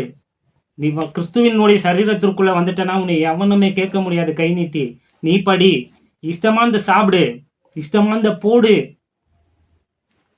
உனக்கு பிடிச்ச வாழ்க்கை நீ வாழன்ட்டு ஒரு மனிதனை மாற்றுகிற, விடுதலையாக்குகிற ஒரே வெஹிக்கல், வாகனம், கருவி இந்த உலகத்தில் ஆண்டவர் வைத்திருக்கிறது என்ன பார்த்தீங்கன்னா கிறிஸ்துவின் சரீரமாகிய சபைங்க. இதற்குள்ளே வராப்போ மனிதனுடைய வாழ்க்கை மாறுது. அவனுக்கு எந்த வேறுபாடும் கிடையாது. இப்போல்லாம் அவன் வந்து எதை குறித்தும் பெருமை, நான்லாம் பேசுறது கிடையாதுங்க. என் மொழி தமிழ் மொழியாக இருந்தாலும் நான் தமிழை பற்றியெல்லாம் பெருமையெல்லாம், மொழி ஓகே, மொழி வேறுபாடு கிடையாது அவனுக்கு, ஜாதி கிடையாது அவனுக்கு, எந்த ஜாதியும் சேர்ந்தவங்க கிடையாது. நான் எந்த ஜாதியும் கிடையாது, நான் மனுஷ ஜாதி. அதுலேயும் நான் ரொம்ப விசேஷமான ஒரு பெரிய ஜாதி.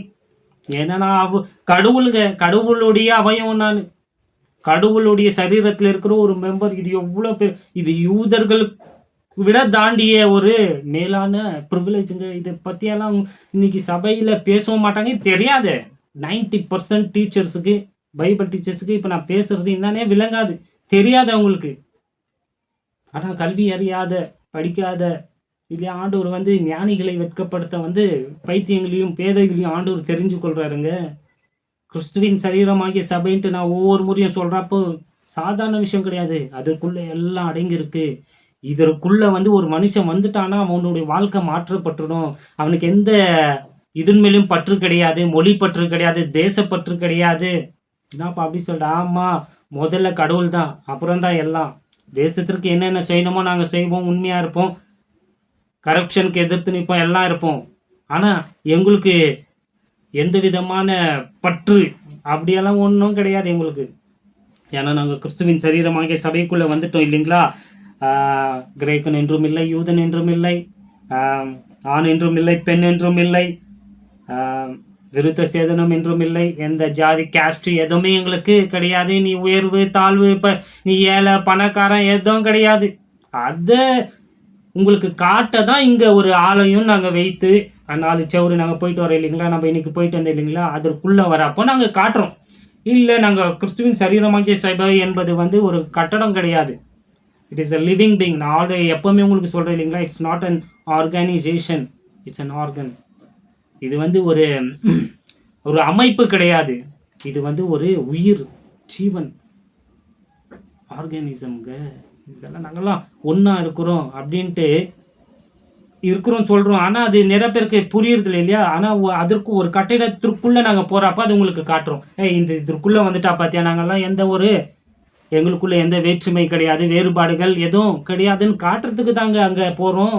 நீங்கள் பார்த்து இதில் தெரிஞ்சுக்கலாம். ஆனால் இன்றைக்கி அதுலேயும் பிசாசு வந்து இந்த கிறிஸ்துவத்திற்குள்ளேயும் வந்து நிறையா ஜாதி வெறிகளையும் நிறையா மொழி வெறிகளையும் என்ன பண்ணிட்டா கொண்டு வந்துட்டு இருக்கிறாங்க. இன்னைக்கு அங்கே திருத்தலான் தான் இங்கேயே வந்துட்டு இருக்கிறாங்க. ஏன்னா கிறிஸ்துவம் வந்து நான் சொல்லுவேன் இல்லையா, எப்பவுமே இங்கே இருந்துச்சுங்க தரம், இப்போ எங்கே வந்துட்டு இருக்கு தெரியுமா? ஆல்மோஸ்ட் கீழே வந்துச்சு. கிறிஸ்தவனுக்கும் அயகலான அதாவது புற மதத்தினருக்கும் எந்த வித்தியாசமும் கிடையாதுங்க. எந்த டிஃப்ரென்ஸுமே கிடையாது. அவங்க என்ன பண்ணுறாங்களோ அதை வந்து கிறிஸ்தவங்களும் பண்ணுறாங்க. அவங்க எப்படி வாழ்கிறாங்களோ அப்படியே தான் கிறிஸ்தவங்களும் வாழ்கிறாங்க. எல்லாமே ஆல்மோஸ்ட் வந்து கேட்டால் சொல்லிடுவானுங்க. தவறு. நம்ம ஸ்டாண்டர்டை எப்படி வைத்திருந்தாங்க அப்படியே கேட்டால் இதுக்கு பேர் கிருபன்னு சொல்கிறாங்க. கிருபெல்லாம் ஒன்றும் கிடையாது. அது நான் கூட தான் கிரேஸ் ப்ரீச்சரு. நாங்கள் என்ன அப்படியே போதிச்சுட்டு இருக்கிறோம். தவறாக நீ கிரேஸ் ப்ரீச்சர் எப்போவுமே அப்படி பேசவே மாட்டான். அப்போ இவ்வளோ கிரேஸ் ப்ரீச்சர், அவங்க கிரேஸ் ப்ரீச்சரே கிடையாது. ஏன்னா அவங்க வந்து சவுச்சம் பார்த்து அவங்க டிசம்பரில் பார்த்து ஏதோ அது மிக்ஸ்டு அவங்க லா இருக்கும், அவங்களதுல டைத் இருக்கும், எல்லாத்தையும் எடுத்துப்பாங்க அவங்க எது எது தேவையோ. இவங்க எப்படி கிரேஸ் ப்ரீச்சராக மாற முடியும்? கிரேஸ் ப்ரீச்சர் அப்படி பேசவே மாட்டான். கிறிஸ்துவத்திற்குள்ள மதங்கள், வேறுபாடுகள், மொழிகள், எங்கள் மொழி சபை அதுக்குன்னு இப்போ நிறைய ஆகிட்டு இருக்கு. எங்கள் மாநிலத்தில் கன்னடிகர்கள் மத்தியில் வந்து தவறான துர்ச்செய்திகள் பரப்பி வெறும் கன்னடர்கள்ன்ட்டு அப்படி இப்படிக்கு ஆல்ரெடி நம்ம மலையாள சகோதரர்கள் அவங்க மொழி இதனால் போகிறாங்க. பட் அதுலேயும் நிறையா பேர் வந்து சேர்க்கறதில்ல. அவங்களும் தீண்டாமை மாதிரி பண்ணுறாங்க. இதை சொன்னால் கோச்சுக்கிறீங்க. எல்லாத்தையும் இப்போ இங்கேயும் பரவுது. இதெல்லாம் யாருங்க தட்டி கேட்க போகிறாங்க? நம்ம தாங்க தட்டி கேட்கணும். நம்ம திருத்தலைன்னா மற்றவன் நம்மளை வந்து என்ன பண்ணுறான்? குறை சொல்ல தான் செய்வான். அவன் வந்து கிறிஸ்தவத்தை வந்து நம்மள மாதிரி உண்மையாக பொய்யாலாம் பார்க்கறதில்ல. டோட்டல் கிறிஸ்டானிட்டியை வந்து அவன் இங்கேருந்தே கேத்தலிக்லேருந்தே ஸ்டார்ட் பண்ணிடுறான் கிறிஸ்டானிட்டின்ட்டு. ஸோ அவங்கலேருந்து கீழே வரைக்கும் எல்லாருமே ஒரே இதில் போட்டுறான். யார் என்ன தப்பு செஞ்சாலும் அது எல்லாருமேலேயும் தான் அடி விழுது பாருங்க. சரி, மன்னிச்சுக்குங்க. ஆனால் நிச்சயமாக ஆண்டவர் உங்களோடு பேசிட்டு இருக்கிறாருன்ட்டு எனக்கு நல்லா தெரியும். ஏன்னா பரிசுத்த ஆவியானவர் தான் பேசிட்டு இருக்கிறார். நான் எங்கேயுமே பார்த்து எழுதி இன்னும் பேசலை. அந்த வசனத்தை நான் போதிக்கணும்னு எனக்கு இது கிடையாது. அப்படியே பேசிட்டு இருக்கிறேன். எங்கே போனேன் எதுவுமே நான் முழுசாக கம்ப்ளீட் பண்ணல இல்லையா? பாதி அங்கே வடக்கறதுல விட்டுட்டேன், பாதி இதை டச் பண்ணி பாதியா. ஆனால் நிச்சயமாக உங்களுக்கு இப்போ புரியும் நான் சொல்கிறதுன்ட்டு விசுவாசிக்கிறேன். இங்கே நிறுத்துறேன் நான். ஸோ 32வது வசனத்தில் வந்து ஆண்டவர் சொல்கிறாருன்னா, புதிய உடன்படிக்கை உங்களோடு நான் என்ன பண்ண போகிறேன்? எரேமியாங்க 31ஆம் அதிகாரம் 32வது வசனம், செய்ய போகிறேன். என்னுடைய அந்த பழைய உடன்படிக்கை அந்த லா காவனன்ட்டு நீ என்ன பண்ணிட்ட? பிரேக் பண்ணிட்ட, ஒடிச்சிட்டிங்க. ஆனால் நான் புதிய உடன்படிக்கை உங்களோடு செய்ய போகிறேன்னு சொன்னார். அது யாரோடு தான்? இஸ்ரேல் மக்களோடு தான்.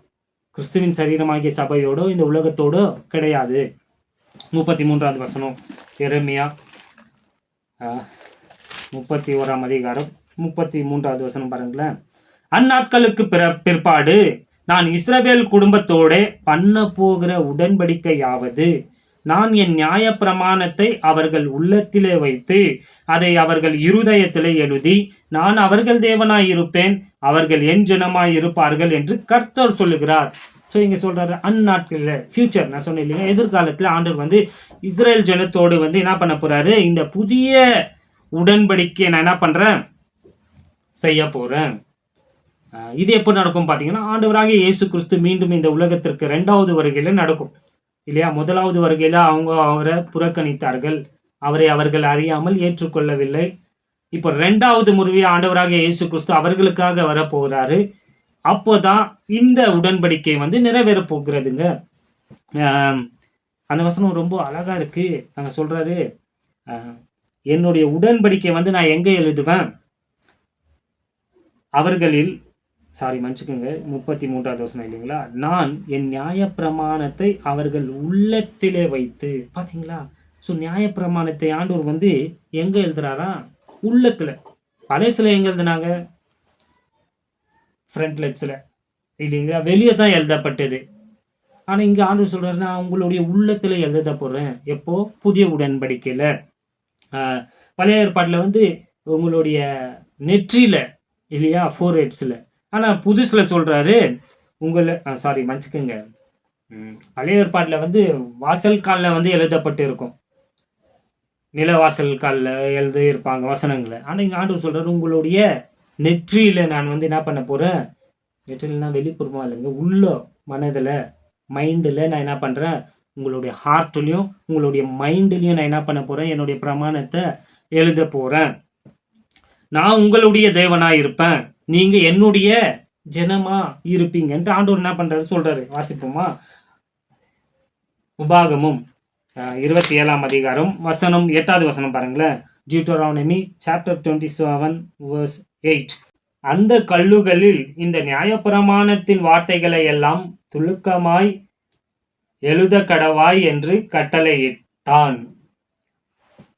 ஸோ பழைய ஏற்பாடில் மோசே சொல்ற இந்த உடன்படிக்கையெல்லாம் நீங்கள் எங்கே எழுதணும்? கல்லில் துலக்கமாய் இருக்குங்களா? ஆமாம், இதை நீ என்ன பண்ணும்? எழுதணும். இன்னைக்கு நம்ம எழுதி வைத்து கொண்டு இருக்கிறோம். ஆனால் இதெல்லாம் யூதர்களுடைய பழக்க வழக்கங்கள். அவங்க பார்த்தீங்கன்னா எல்லாம் டோர்லேருந்து எங்கே போனாலும் நியாயப்பிரமாணம் தான், வசனங்கள்னு நம்ம சொல்கிறோம் இல்லைங்களா? அந்த நியாயப்பிரமாணத்தை அங்கங்கே எழுதி வைத்திருப்பாங்க, கையில் மாட்டி நிற்பாங்க. வெளிப்புறமாக நியாயப்பிரமாணம் எங்கே பார்த்தாலும் அவங்க கண்ணுக்கு தெரியுங்க. அது கடவுள் சொன்னார், அந்த உடன்படிக்கை எங்கே எழுதப்பட்டது? கல்லில் எழுதப்பட்டது. ஆனால் இந்த புதிய உடன்படிக்கையில் நியாயப்பிரமாணத்தை கடவுள் எங்கே எழுதுறன்னு சொல்லியிருக்கிறாருன்னு பார்த்தீங்கன்னா, அவங்களுடைய மனதிலும் அவங்களுடைய இருதயத்திலும் நான் என்ன பண்ண போகிறேன்? எழுதுறேன்ட்டு சொல்லியிருக்கிறார் பாருங்க. Hebrews chapter 8 verse 10. அந்த நாட்களுக்கு பின்பு நான் இஸ்ரவேல் குடும்பத்தாரோடு பண்ணும் உடன்படிக்கையாவது என்னுடைய பிரமாணங்களை அவர்களுடைய மனதிலே வைத்து என்னுடைய பிரமாணங்களை அவர்களுடைய மனதிலே வைத்து அவர்களுடைய இருதயங்களில் அவைகளை எழுதுவேன். நான் அவர்கள் தேவனாயிருப்பேன், அவர்கள் என் ஜனமாயிருப்பார்கள். புரியுதுங்களா? என்னுடைய பிரமாணங்களை அவங்களுடைய இருதயத்தில் நான் வைப்பேன், மனதில் எழுதுவேன், இருதயத்தில்.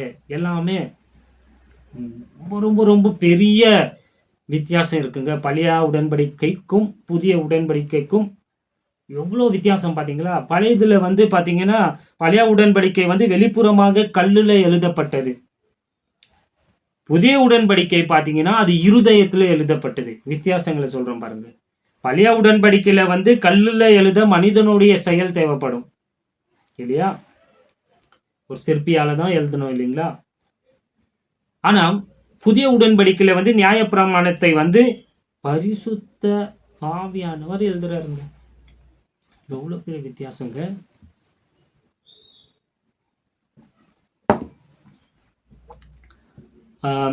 பழைய உடன்படிக்கையில் கிரியை தேவைப்பட்டுச்சு இல்லையா? உடன்படிக்கை இப்போ ஏதோ ஒரு இதில் எழுதணும்னா அது என்ன ஒர்க்கு தானுங்க, கிரியை தேவைப்பட்டுச்சு.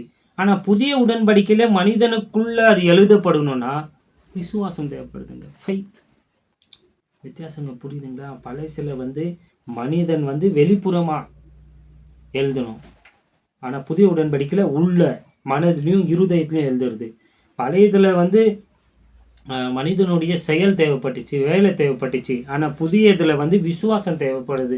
பழைய இதில் மனிதனுடைய செயல் இருந்துச்சு, புதுசில் பரிசுத்த ஆவியானவருடைய செயல் இருக்குது பாருங்க. எவ்வளோ வித்தியாசங்கள் இருக்குது பாருங்க. இதெல்லாம் இப்போ நடக்குதானா? கிடையாது. ஆனால் என்ன சொல்லுவாங்க? நம்ம புதிய உடன்படிக்கையின் விசுவாசிகள், புதிய உடன்படிக்கையின் காலத்தில் வாழ்கிறோன்ட்டு தெரியல அவங்களுக்கு, போதிச்சுட்டே இருப்பாங்க. ஆமாவா இல்லைங்களா? நல்லா கவனம் வச்சுக்கோங்க. இங்கே இன்னொரு விஷயத்தை நான் சொல்கிறேன். பழைய உடன்படிக்கை ஆனாலும் சரி, புதிய உடன்படிக்கை ஆனாலும் சரி, அதற்கு உட்பட்ட ஜனங்கள் ஒருத்தர் தான். யாரு? யூதர்கள், இஸ்ரேலர்களுக்கு தான் ரெண்டு பிரமாணத்துலேயும் என்ன பண்ணுறாங்க? இங்கே தே ஆர் த பெனிஃபிஷியரிஸுங்க. ரெண்டு உடன்படிக்கைக்கும் கீழே யார் தான் இருக்கிறாங்க?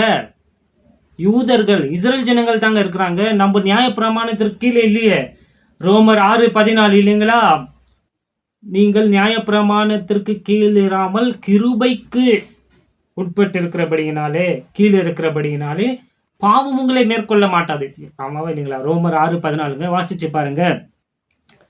ரோமர் 3:21 நம்ம வாசிக்கிறோம், தேவனுடைய நீதியானது நியாயப்பிரமாணத்திற்கு அப்பாற்பட்டு தான் நமக்கு என்ன பண்ணப்பட்டிருக்கு. வாசிச்சிருவோமா?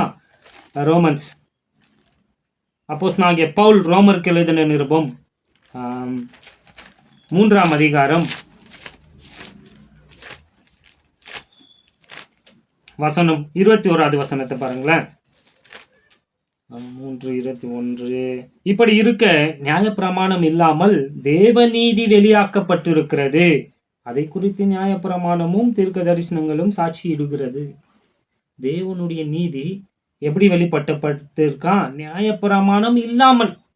ஏன்னா நம்ம நியாயப்பிரமாணத்திற்கு கீழேயே இல்லை. நியாயப்பிரமாணத்தினால ஒரு மனுஷனும் நீதிமான் ஆக்கப்பட முடியாது. அதனால தான் அவருடைய நீதியை ஆண்டவர் வந்து நம்மளுக்கு நியாயப்பிரமாணம் இல்லாம கிருபையினால நமக்கு கொடுக்குறாருங்க. எவ்வளோ பெரிய சத்தியங்க இது.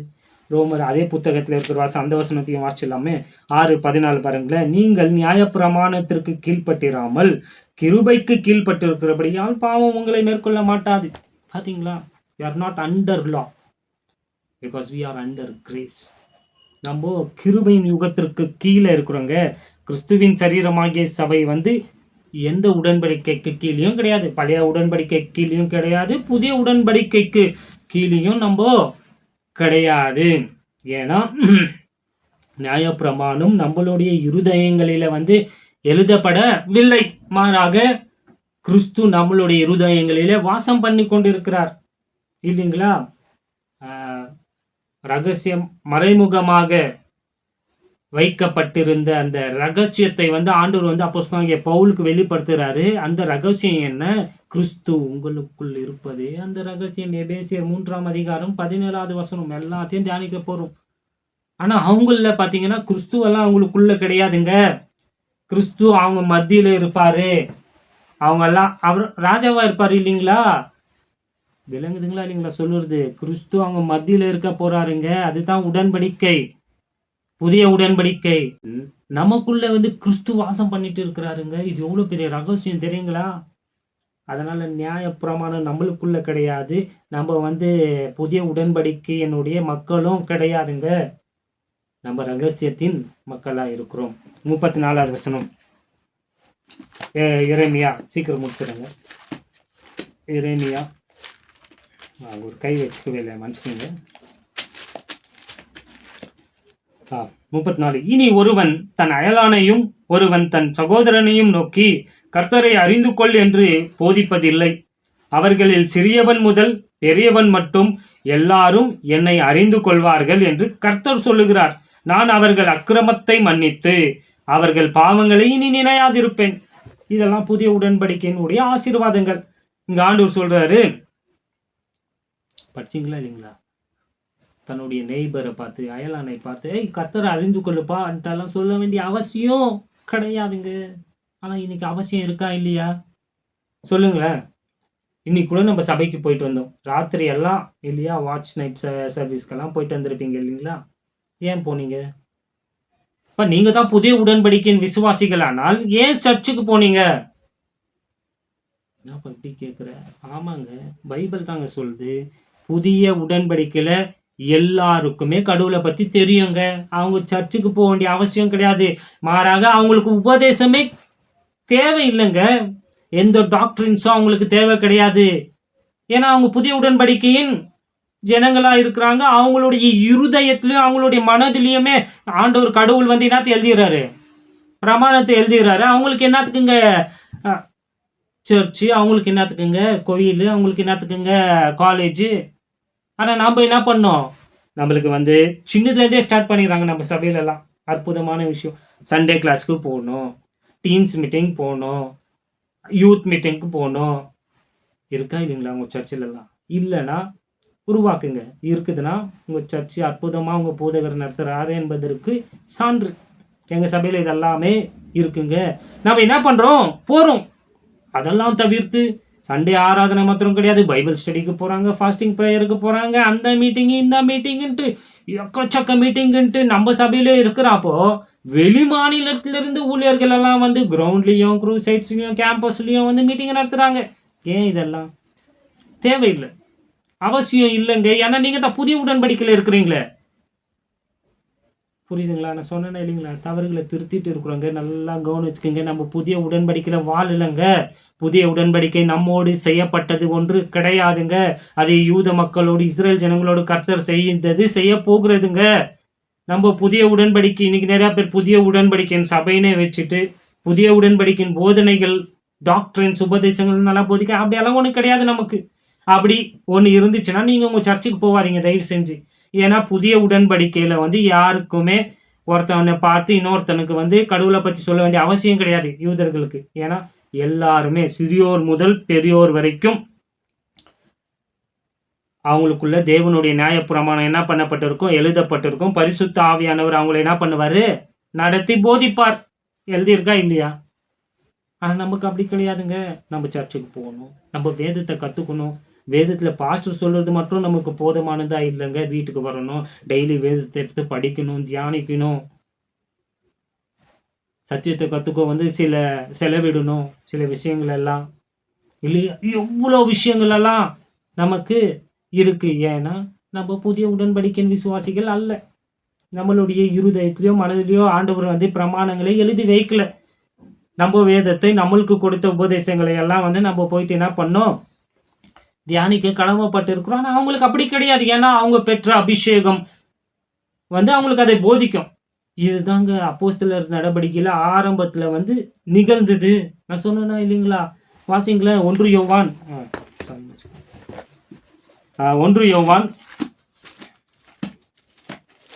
2ஆம் அதிகாரம் 1 John chapter 2 verse 20. நீங்கள் பரிசுத்தராலே அபிஷேகம் பெற்று சகலத்தையும் அறிந்திருக்கிறீர்கள். பார்த்தீங்களா? இங்கே யோவான் அப்போஸ்தலன் வந்து அந்த ஜூஸ் காங்கிரிகேஷனுக்கு, அந்த ஜூஸ் கிங்டம் சர்ச்சுக்கு எழுதுறாரு. யோவான் அப்போஸ்தலர் இயேசு கிறிஸ்துவினுடைய சீடனுங்க, 12 சீஷரில் ஒருத்தர் எழுதிய எபிஸ்தலுங்க இது. அவர் வந்து யூத சபைகளுக்கு எழுதுறாரு இல்லைங்களா, கிங்டம் சர்ச்சுக்கு. அப்போ சொல்கிறாரு, அங்கே என்ன சொல்கிறாரு பாருங்க, நான் வந்து உங்களுக்கு எழுத வேண்டிய அவசியம் கிடையாது. ஏன்னா நீங்கள் எல்லாருமே என்ன பண்ணியிருக்கிறீங்க, நீங்கள் பரிசுத்தராலே அபிஷேகம் பெற்று சகலத்தையும் அறிந்திருக்கிறீர்கள். உங்களுக்கு எல்லாம் தெரியும்பா. ஏன்னா பரிசுத்தராலே நீங்கள் என்ன பண்ணீங்க, அபிஷேகம் பெற்றீங்க. உங்களுக்கு நல்லா எல்லாமே உங்களுக்கு தெரியும். அதே அதிகாரம் 27வது வசனம் பாருங்களேன். நீங்கள் அவராலே பெற்ற அபிஷேகம் உங்களில் நிலைத்திருக்கிறது, ஒருவரும் உங்களுக்கு போதிக்க வேண்டுவதில்லை. அந்த அபிஷேகம் சகலத்தையும் குறித்து உங்களுக்கு போதிக்கிறது. அது சத்தியமாய் இருக்கிறது, பொய் அல்ல. அது உங்களுக்கு போதித்தபடியே அவரில் நிலைத்திருப்பீர்களாக. நான் சொல்லப்பா, உங்க பைபிள் இருக்க அந்த வசனம் எடுத்து பாசிங்க. 1 John chapter 2 verse 20 verse 27. அதெல்லாம் வந்து என்னைக்குன்னா நம்மளுடைய உபதேசம் எல்லாம் போதிக்கணும் இல்லைங்களா? இதெல்லாம் வந்து அற்புதமா இருக்கும். அப்போஸ்தலர் நடவடிக்கையில் நடக்கிறப்போ ரொம்ப சுவாரஸ்யமா இருக்கும். கவனிச்சிங்களா இல்லைங்க? நான் போதிக்க வேண்டிய அவசியம் கிடையாது. நீங்கள் பெற்ற அந்த அபிஷேகம், பரிசுத்த ஆவியானவருடைய அந்த அபிஷேகமே உங்களுக்கு எல்லாத்தையும் என்ன பண்ணும், போதிக்கும், உங்களை நடத்தும். நீங்கள் இதெல்லாம் அறிஞ்சிருக்கிறீங்க. சிறு பிள்ளையிலிருந்தே உங்களுக்கு நீங்கள் அறிஞ்சிருக்கிற வசதி இதெல்லாம் உங்களுக்கு நான் சொல்ல வேண்டிய அவசியம் கிடையாது. சிறியோர் முதல் பெரியோர் வரைக்கும் இயேசு தேவனை குறித்து அவங்க அறிந்து கொள்வாங்க. ஏன்னா ஆண்டவர் வந்து எல்லாத்தையும் என்ன பண்ண போறாரு, சேஞ்ச் பண்ண போறாருங்க புதிய உடன்படிக்கையில. இதெல்லாம் வந்து அற்புதமான ஒரு கிஃப்ட்டுங்க. இதெல்லாம் வரன், இதெல்லாம் இன்னைக்கு வரன் என்னன்னாதே ஒரு டுபாகருங்க, பொய் சொல்லி தெரியும். இதெல்லாம் வரன். படிக்காமலேயே வேதத்தை எப்படிங்க பேதுரு சொன்னாரா இல்லையா? பேதுரு கோட் பண்றாருங்க. யோவேல் தீர்க்கதரிசி இப்படி சொன்னா, ஏசையா தீர்க்கதரிசி. அவர் படிக்கவே இல்லைங்க. எப்படிங்க சொன்னாரு? ஆவின் அபிஷேகம், பரிசுத்த ஆவியானவருடைய அபிஷேகத்தினால அவர் பேசுறாருங்க. விளங்குதுங்களா இல்லைங்களா? பரிசுத்த ஆவியானவருடைய அபிஷேகம் இருக்கிறப்ப எல்லாமே அவர் வந்து உங்களுக்கு என்ன பண்ணுவார், சொல்லுவார். நீங்கள் போய் கல்வியெல்லாம் கற்க வேண்டிய அவசியம் கிடையாது. நீங்கள் பைபிள் எல்லாம் படிக்க வேண்டிய அவசியம் எல்லாம் கிடையாதுங்க. நல்லா கவனிங்க. அந்த பேதுரு சொல்கிறாரு அப்போஸ்தலர் 5ஆம் அதிகாரத்தில் வந்து அனனியா சப்பேரால் வந்து அவங்க செய்த தவறு உங்களுக்கு தெரியும் இல்லைங்களா? தங்களுடைய சொத்துல சிலவற்றை வந்து மறைத்து சிலவற்றை வந்து கொடுக்குறாங்க, ஏமாத்துறாங்க இல்லையா? அப்போது பேதுருக்கு எப்படிங்க தெரிஞ்சிச்சு? இவங்க எங்கேயோ வீட்டில் செஞ்ச விஷயம் இவருக்கு எப்படி தெரிஞ்சிச்சு? அபிஷேகம், பரிசுத்த ஆவியானவர் அவருக்குள்ளே இருந்து சொல்கிறாரு, இவங்க போய் சொல்கிறாங்கன்ட்டு. அதான் அவர் சொல்கிறாரு, நீங்கள் பரிசுத்த ஆவியானவருக்கு விரோதமாக என்ன செஞ்சீங்க, குற்றம் செஞ்சீங்க. விளங்குதுங்களா இல்லைங்களா? அப்போஸ்தலர் ஆரம்ப கட்டத்தில் வந்து ஆண்டவர் இவங்களுக்கு ராஜ்யத்தை அழிக்க வந்து ரொம்ப ஆசையாக இருந்தார். இவங்கெல்லாம் மனம் திரும்பி இவங்க எல்லாருமே, ஆனால் நடக்கல அது. ஸோ இதெல்லாம் வந்து அந்த பீரியடில் வந்து கொஞ்சம் நடந்துச்சு. அதனுடைய டெஸ்ட் தான். ஆனா அவங்க யூத மக்கள் யாருமே கடவுளை ஏற்றுக்கொள்ளல. அந்த நாடே வந்து அவரை நிராகரித்த ஆண்டவர் வந்து என்ன பண்றாரு, அவங்கள எல்லாம் உலகமெங்கிலும் அவங்க சிதறடிக்கப்படுறாங்க இல்லைங்களா? நல்லா கவனிங்க. இப்போ இருக்கிற அந்த ரபிகள் இங்கெல்லாம் நீங்க எருசலேம்ல பார்த்தீங்களா? அந்த அந்த எருசலேம் தேவாலயத்திற்கிட்ட அந்த வால் கிட்ட பார்த்தீங்கன்னா, நிறையா ராபாய்ஸ் எல்லாம் உட்காந்துட்டு என்ன பண்ணிட்டு இருப்பாங்க, வேதத்தை இவங்களுக்கு பேர் என்ன பார்த்தீங்கன்னா, யெஷுவா ஸ்டூடெண்ட்ஸ்ன்னு சொல்லுவாங்க. இவங்கெல்லாம் வந்து அங்கே உட்காந்துட்டு அந்த தோராக பழைய ஏற்பாடை வந்து தியானிச்சுட்டே இருப்பாங்க, வசனத்தை படிச்சுட்டே இருப்பாங்க. ஏன் பார்த்தீங்கன்னா, இந்த வசனம் என்ன சொல்லுது, இந்த வசனத்தினுடைய உண்மையான அர்த்தம் என்ன தெரியல அவங்களுக்கு. ஆல்மோஸ்ட் அவங்களுடைய கண்கள் வந்து குருடாக்கப்பட்டிருக்கு, கிறிஸ்துவின் சரீரம் உருவாகிற வரைக்கும் இல்லையா? இந்த டிஸ்பென்சேஷன் ஆஃப் கிரேஸில் வந்து அவங்களுடைய கண்கள் வந்து குருடாக்கப்பட்டிருக்குங்க. ஆனால் அவங்க என்ன பண்ணுறாங்க, தேடுறாங்க அனுதினமும். எவ்வளோ ராபாய்ஸ் எவ்வளோ புத்தகங்களை வைத்துட்டு இந்த வசனத்திற்கு அர்த்தம் இது என்னான்ட்டு போட்டு குழப்பிக்கின்னு இல்லாததெல்லாம் நினச்சிக்கின்னு, அதுக்கு தான் அவங்கக்கிட்ட வேதத்தை கற்காதீங்கன்னு நான் சொல்லிட்டு இருக்கிறேன். ஏன்னா அவங்க கண்கள் மூடப்பட்டிருக்கு. குருடனுக்கு வழி காட்டக்கூடுமோ? கூடாது இல்லையா? பார்க்குறாங்க, பிரயாசப்படுறாங்க இந்த வசனத்தினுடைய உண்மையான அர்த்தம் என்னன்ட்டு. ஆனால் புதிய உடன்படிக்கையில் அதெல்லாம் அவசியமே கிடையாது. ஏன்னா எல்லாருக்குமே, சிறியோர் முதல் பெரியோர் வரைக்கும் எல்லாருக்குமே என்ன பண்ண இருக்கும், கடவுளை பற்றி தெரியுங்க. ஏன்னா அவங்களுடைய இருதயத்தில் அவருடைய பிரமாணம் எழுதப்பட்டிருக்கும், அவங்க மனதில் அவருடைய பிரமாணம் அச்சடிக்கப்பட்டிருக்குங்க. அதனால தான் சொல்கிறோம், நம்ம யாரு கிடையாது, புதிய உடன்படிக்கையின் ரெசிபியன்ஸ் கிடையாது, மக்கள் கிடையாது. ஸோ இதெல்லாம் வந்து ஆண்டவராகிய இயேசு கிறிஸ்து வந்து இந்த பூமிக்கு திருப்பி வரப்போ அவங்களுக்கு கொடுக்கப்பட்ட அந்த வாக்குறு ப்ராமிசஸ், உடன்படிக்கை இதெல்லாம் வந்து என்ன பண்ண போகுது, நிறைவேற போகிறது. அதனால தான் சொல்கிறேன், யூத மக்களை வந்து நீங்கள் சீன்லேருந்தெல்லாம் தள்ளவே முடியாது. எல்லாமே அவங்களுக்கு தான், அதெல்லாம் வந்து நிறைவேற போகுது. அவங்க அங்கே இருக்கிறாங்க, அவங்க தான் என்றென்றைக்குமே அவங்க எங்கே தான் இருக்க போகிறாங்க, அங்கே தான் இருக்க போகிறாங்கங்க. ஏன்னா அது அவங்களோட ஆண்டவர் பண்ண உடன்படிக்கை, அது நிரந்தரமாக அவங்களுக்கு அது அங்கே நிறைவேற போகிறது. ஸோ இந்த புதிய உடன்படிக்கையினுடைய நோக்கம், அந்த சாராம்சம், அது எல்லாமே அப்போ தான் நடக்க போகிறது. அதனுடைய அது எப்படி நிறைவேற போகுதுன்னா, அப்போ வந்து சூப்பர் நேச்சுரல் விஷயங்கள் எல்லாம் நடக்கும் சொன்னேன் இல்லையா? முதல்ல பிரமாணங்கள் அவங்களுடைய இருதயத்தில் எழுதப்பட்டிருக்கும். அடுத்தது பரிசுத்த ஆவியானவர் அவங்கள வழி நடத்த போறார், அவங்களுக்கு போதித்து அவங்கள இந்த வழியில போறப்போ எப்படி பேதுருவை ஆதி அப்போஸ்தலர்களை கைட் பண்ணாரோ அப்படி கைட் பண்ண போறாரு. பாவத்தினுடைய அந்த வீரியம் எல்லாம் குறைக்கப்படும். நான் சொல்றது ராஜ்யத்துல பத்தி பேசினுக்கிறேன். அந்த புதிய உடன்படிக்கையில 1000 வருஷம் அரசாட்சியில வந்து பாவத்தினுடைய வீரியம் குறைக்கப்படும். எல்லா யூதர்களுக்கும் கடவுளை பத்தி தெரிஞ்சுக்கிறவாச அவங்க பாவம் செய்ய மாட்டாங்க. அவங்கள ஆண்டவர் எடுத்து அவங்களுடைய நோக்கத்தை நிறைவேற்றுவார். என்ன நோக்கம், அவங்கள இந்த உலகத்திற்கே என்ன பண்ண போறாரு, ஆசீர்வாத வாய்க்காலா மாற்ற போறாரு இல்லையா? ஆபிரகாமுக்கு சொன்னார் இல்லையா? அது அப்போ நடக்க போகுதுங்க. அவங்க உலகம் எங்கிலும் என்னவா இருப்பாங்க, சாட்சிகளா இருக்க போறாங்கங்க. நீங்கள் உலகம் எங்கிலும் போய் வந்து இந்த ராஜ்யத்தின் சுவிசேஷத்தை பிரசங்கிங்க, அது அப்போ நடக்கும். நம்ம ராஜ்யத்தின் சுவிசேஷத்தை எல்லாம் போதிக்கல, நம்ம கிருபையின் சுவிசேஷத்தை போதிச்சுட்டு இருக்கிறோம், நம்ம ரகசியத்தை போதிச்சுட்டு இருக்கிறோம், தீர்க்க தரிசனத்தை கிடையாது. கவனம் வச்சுக்கோங்க. சாத்தானெல்லாம் வந்து கட்டப்பட்டு இருப்பான் 1000 வருஷத்துல, ஆமாவா இல்லைங்களா? ஸோ அந்த பீரியடு ரொம்ப அற்புதமாக இருக்க போதுங்க. அப்போல்லாம் நம்ம இருக்க மாட்டோங்க. நிறையா பேர் நம்ம இருப்போம், நோ சாரி நம்ம இருக்க மாட்டோம். கவனம் வச்சுக்கோங்க. சரி, இன்னும் ஒரே ஒரு வேத பகுதி மட்டும் மன்னிச்சுக்குங்க, ரொம்ப நேரம் எடுக்கிறேன் எனக்கு தெரியுது, பட்டு சொல்ல வேண்டியது சொல்லிடுறேன். ஏன்னா இதுக்கப்புறம் எப்போ வீடியோ பண்ணுறேன்ட்டு நிறைய கேப் எல்லாம் ஏற்படுது இல்லைங்களா?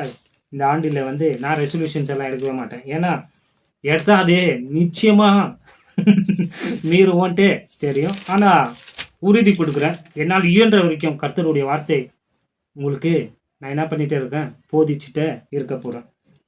அவருடைய கிருபை, என்னுடைய மரணம் சம்பவிக்கலைன்னா ஆண்டவருடைய வருகை தாமதித்தால், ஓகேங்களா? எசேக்கியேல் 36ஆம் அதிகாரம், ரொம்ப ஃபேமஸான 2 வேத பகுதியை மட்டும் தான் நான் தெரிஞ்சு கொண்டேன் உங்களுக்கு போதிக்க. 22வது வசனம், ஆதலால் நீ இஸ்ரவேல் வம்சத்தாரை நோக்கி கர்த்தராகிய ஆண்டவர் உரைக்கிறது என்னவென்றால், இஸ்ரவேல் வம்சத்தாரே, உங்கள் நிமித்தம் அல்ல, நீங்கள் வந்து சேர்ந்த புறஜாதிகளிடத்தில் பரிசுத்த குலைச்சலாக்கின என் பரிசுத்த நாமத்தின் நிமித்தமே நான் இப்படி செய்கிறேன். ஸோ இங்கே வந்து எசேக்கியேல் தீர்க்கதரிசி மூலியமாக ஆண்டவர் வந்து சொல்கிறார் பாருங்க, உங்கள் நிமித்தம் அல்ல. இதான் வசனம் இது சொல்லுது பார்த்தீங்கன்னா, ஆண்டவர் வந்து ஒரு பெரிய நோக்கத்தோடு இந்த ஜனங்களை வந்து என்ன பண்ணாரு, தெரிஞ்சுக்கினார். இவங்களை வந்து உருவாக்குனாரு, அழைத்தாரு, அவங்களுக்குன்னு நிறையா விஷயங்கள் செய்தார், பிரமாணங்கள் எல்லாம் கொடுத்தாரு. அந்த நோக்கத்தை வந்து இவங்க என்ன பண்ணிட்டாங்க, மீறிட்டாங்க. அதான் சொன்னேன் இல்லைங்களா, அவங்க பிரமாணத்தை என்ன பண்ணிட்டாங்க, உடைச்சிட்டாங்க, பெரிய தவறு செஞ்சுட்டாங்க. அதனால வந்து கடவுள் சொன்னபடி இவங்களை தண்டித்து இவங்களை வந்து சிதறடிக்கப்பட்டார்கள். ஸோ இவங்கெல்லாம் யாரும் அசுத்தர்களாக மாறிட்டாங்க. சுத்தமாக வாழுங்கன்னு சொன்னாரு, ஆனால் இவங்க சுத்தமாக வாழலை. இப்போ அசுத்த ஜனங்களை அந்த நாட்டில் கூட்டி சேர்த்தா திருப்பி அந்த நாட்டை இவங்க என்னத்தான் பண்ண போகிறாங்க, அசுத்தத்தை தான். ஆமாம், இன்னைக்கு நிறையா தவறு, இது ஆல்ரெடி நான் சொல்லிட்டேன். நல்ல வேலை பார்த்தீங்களா, இப்போ இருக்கிற யூதர்கள் வந்து அவங்க வந்து பரிசுத்த ஜனம்லாம் இப்போ கிடையாதுங்க, நல்லா கவனம் வச்சுக்கோங்க. அஃப்கோர்ஸ் அவங்க வந்து ஆபிரகாமின் சந்ததி, அதில் மாற்றுக்கருத்தே கிடையாது. அவங்க மேலே பெரிய நோக்கம் இருக்குது. ஆண்டவர் வந்து அவங்க அழியாதபடி தீர்க்க தரிசனம் நிறைவேறலைனாலும் ஆபிரகாமோடு அவர் பண்ணின உடன்படிக்கை எப்பவுமே நினைவில் வைக்கணும் இல்லைங்களா? அப்படி இல்லை, இப்போ அவங்கள எல்லாரையும் சாகடிச்சுட்டா எப்படிங்க இதெல்லாம் நிறைவேற போகுது? ஸோ அவங்கள ஆண்டவர் பாதுகாக்கிறாரு, அவருடைய செயல் அவங்கள பாதுகாக்கிறதுல இதெல்லாம் இருக்குது என்பதில் மாற்று கருத்து இல்லை. ஆனால் தீர்க்க தரிசனம் வந்து இன்னமும் நிறைவேறலை என்பது தான் என்னுடைய பாயிண்ட்டு. போன செய்தியில் நான் சொன்னேன், தவறாக போயிருந்தா அதுக்கு தான் நான் சொன்னேன். நிறையா விஷயங்களை நான் ரொம்ப வேகமாக போகிறப்போ சொல்லி இருப்பேன்ட்டு மாற்றினேன். தீர்க்க தரிசனம்லாம் நிறைவேறலை. அவங்க வந்து சுத்தமான ஜனங்கள் இன்னும் கிடையாதுங்க, அவங்க நாட்டில் போனீங்க அவங்களும் அசுத்தமான ஜனங்கள் தான். முதல்ல இந்த கிருபையின் காலத்தில் அவங்க வந்து அவங்களுக்கு எந்த மேன்மையெல்லாம் கிடையாது. எல்லாருமே கடவுள் எப்படியா தான் பார்க்குறாரு, சமமாக தான் பார்க்குறாரு. எல்லாருமே ரட்சிக்கப்படுவது தேவனுடைய சித்தமாக இருக்குது. அதனால தான் அப்போஸ்தலனாகிய பவுலை அனுப்பி இந்த கிருபையின் சுவிசேஷத்தை அழிச்சிருக்கிறாரு. இப்போ எல்லாருமே யார் வேணும்னா உள்ளே வந்து ரட்சிக்கப்பட்டுடலாம், யார் வேணும்னா கிறிஸ்துவனுடைய அளவற்ற அந்த ஐஸ்வர்யத்தை அனுபவிக்க என்ன பண்ணலாம், ஆண்டவர் ஏற்றுக்கொள்ளலாங்க. நம்ம போயிட போகிறோம் இல்லையா? அதனால இப்போ ஆண்டவர் எல்லார் பக்கம் திரும்பி இருக்கிறாரு, யார் வேணும்னா வரலாம். ஆனால் அவங்களெல்லாம் அப்படி கிடையாது. நீ விருத்த சேதனம் பண்ணணும், அந்த ரிச்சுவல்ஸ், இந்த ட்ரெடிஷன்ஸு, இது அது ஆன பூன்னு 68 செய்யணும். நிறையா விஷயங்கள்லாம் இருக்காதுல. அதுதான் வேதத்தை வந்து பகுத்து பிரித்து போதிக்கணும். நம்மளுடைய உபதேசம் 2 தீமோத்தேயு 2:15 கவனிச்சு வச்சுக்கோங்க. வேதத்தை you must divide the word of God rightly or else you will be ashamed. இல்லைன்னா வெக்கப்பட்டு போயிடுவீங்க. எங்க விட்டா இப்போ வந்து இவங்க அசுத்தமாக இருக்கிறாங்கங்க. இந்த அசுத்தமான ஜனங்களை வந்து திருப்பி அந்த நாட்டுக்கு கொண்டு வந்தால் நாட்டை கெடுத்து விட்டுருவாங்க. நீங்கள் வந்து இன்னைக்கு இருக்கிற ஜனங்களை பார்த்து இவங்க யூதர்கள் எல்லாம் வந்துட்டாங்க, வேதம் ஒன்றும் கிடையாது. உலகமெங்கிலும் எத்தனை லட்சக்கணக்கான யூதர்கள் வாழ்ந்து கொண்டு இருக்கிறாங்க உங்களுக்கு தெரியுங்களா? ஒவ்வொரு நாட்டுலேயும் எவ்வளோ லட்சம்ட்டு வேணும்னா கூகுள் தான் இருக்கே, போட்டு பாருங்க. ஆமாம், ஜெர்மன் அவங்களுக்கு எவ்வளோ, அங்கே எவ்வளோ லட்சம் பேர் இருக்கிறாங்க. ஃப்ரான்ஸ், இட்லி, அமெரிக்காவில் ஜாஸ்தி, இந்த மாதிரி எல்லா இடத்துலையும் இருக்கிறாங்கங்க. நல்லா கவனிக்கிங்க, ஆண்டவர் ஏன் இந்த இஸ்ரேலை உருவாக்குனார் என்ற அந்த இதை மட்டும் மறக்கவே கூடாது. எதற்கு உருவாக்குனார் சொல்லுங்க? Why God created Israel? இஸ்ரேலை ஏன் ஆண்டவர் உருவாக்குனாரு? இங்கே நம்ம ஆதியாகமம் 10ஆம் அதிகாரத்தில் நம்ம பார்த்தோம் இல்லைங்களா? ஆண்டவர் வந்து இந்த உலகத்தில் இருக்கிற எல்லா ஜனத்தையும் ஆண்டவர் என்ன பண்ணிட்டாரு, அவங்க போக்கிலே விட்டுட்டாரு. ஏன்னா அவங்கவுங்களுக்கு எது கடவுளாக பட்டுச்சோ வணங்கிட்டு போயிட்டாங்க இல்லைங்களா? ஸோ எல்லாரையும் விட்டுட்டு ஒரு மனுஷனை தெரிஞ்சுக்கிறாரு. அந்த ஒரு மனுஷனை ஆசீர்வதிச்சு, அந்த ஒரு மனுஷனுடைய கருவை ஆசீர்வதித்து அவனுக்கு ஒரு சந்ததியை ஏற்படுத்தி அவனை ஒரு பெரிய ஜாதியாக ஆண்டவர் என்ன பண்ணுறாரு, மாற்றி உருவாக்கி அவங்களுக்கு ஒரு நோக்கத்தை சொல்கிறாரு. உன் மூலியமாகத்தான் இந்த உலகத்திற்கே நான் என்ன பண்ண போகிறேன், என்னை வந்து பிரஸ்தாபப்படுத்த போகிறேன், என்னை காண்பிக்க போகிறேன். எல்லாம் இந்த ஸ்மால் ஜி காட்ஸுக்கும் பெரிய கடவுள் ஒருத்தர் இருக்கிறாருன்னு இந்த உலகத்திற்கு நீ தான் என்ன பண்ண போற, நீ தான் என்பது இஸ்ரேல் நாடை சொல்கிறேன். நான் உன்னை வைத்து தான் நான் இந்த திட்டத்தை வந்து என்ன பண்ண போகிறேன், சாதிக்க போகிறேன்னு கடவுள் வந்து ஆபிரகாமை தெரிஞ்சுக்கிறாருங்க. ஸோ ஆபிரகாம் தெரிஞ்சுன்னா அவனை ஒரு நாடாக மாற்றி அவனை ஆசீர்வதிச்சு இந்த பூமியில் உள்ள ஜனங்களுக்கெல்லாம் நான் தான் கடவுளுன்ட்டு உங்களை நான் என்ன பண்ண போகிறேன், மாற்ற போகிறேன். அதுக்கு தான் நீங்கள் ஆசாரியர்கள், ராஜரீக கூட்டம்ன்ட்டு ஆண்டவர் சொல்கிறாரு.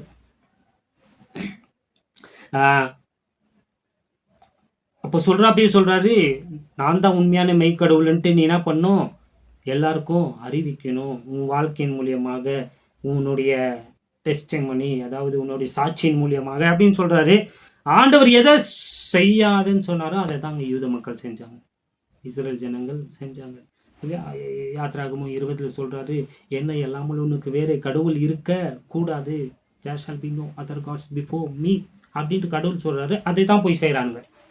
என்ன பண்ணுறாங்க, வேற ஒரு கடவுள்களை வந்து அவங்க அந்நியர்களுடைய கடவுளை வந்து என்ன பண்ண ஆரம்பிக்கிறாங்க, வணங்க ஆரம்பிக்கிறாங்க. அதன் மூலியமாக ஆண்டவர் கோவம் வருதுங்க. கடவுள் சொல்ல எந்த மாதிரி ஒரு கடவுளை இந்த உலகத்தில் இல்லடான்ட்டு நான் உங்களை வச்சு காட்டணுன்ட்டு எவ்வளோ பெரிய திட்டம். ஆனால் இவனுங்க சொல்கிறாங்க, மற்ற கடவுள் எல்லாம் இவங்க வணங்குறவாசி இவங்க சொல்கிறாங்க, எங்கள் கடவுள் வந்து அவரும் ஒரு கடவுள் தான் அப்படின்ற அந்த நிலைக்கு கொண்டு வந்துடுறாங்க. உண்மை அதுதாங்க. அதுக்கு அவங்களுடைய செயல் என்ன அர்த்தம்னா, எங்கள் கடவுள் வந்து அவ்வளோ அவர் மாத்திரம் பெரிய இதெல்லாம் கிடையாது, அவரும் கடவுள் தான் அப்படின்ட்டு தாங்க. அதுக்கு தான் நாங்கள் ரொம்ப கட் அண்ட் ரைட்டாக ரொம்ப ஸ்ட்ரிக்டாக இருக்கிறோங்க. ஸ்பிரிச்சுவலைஸ் பண்ணாதீங்க.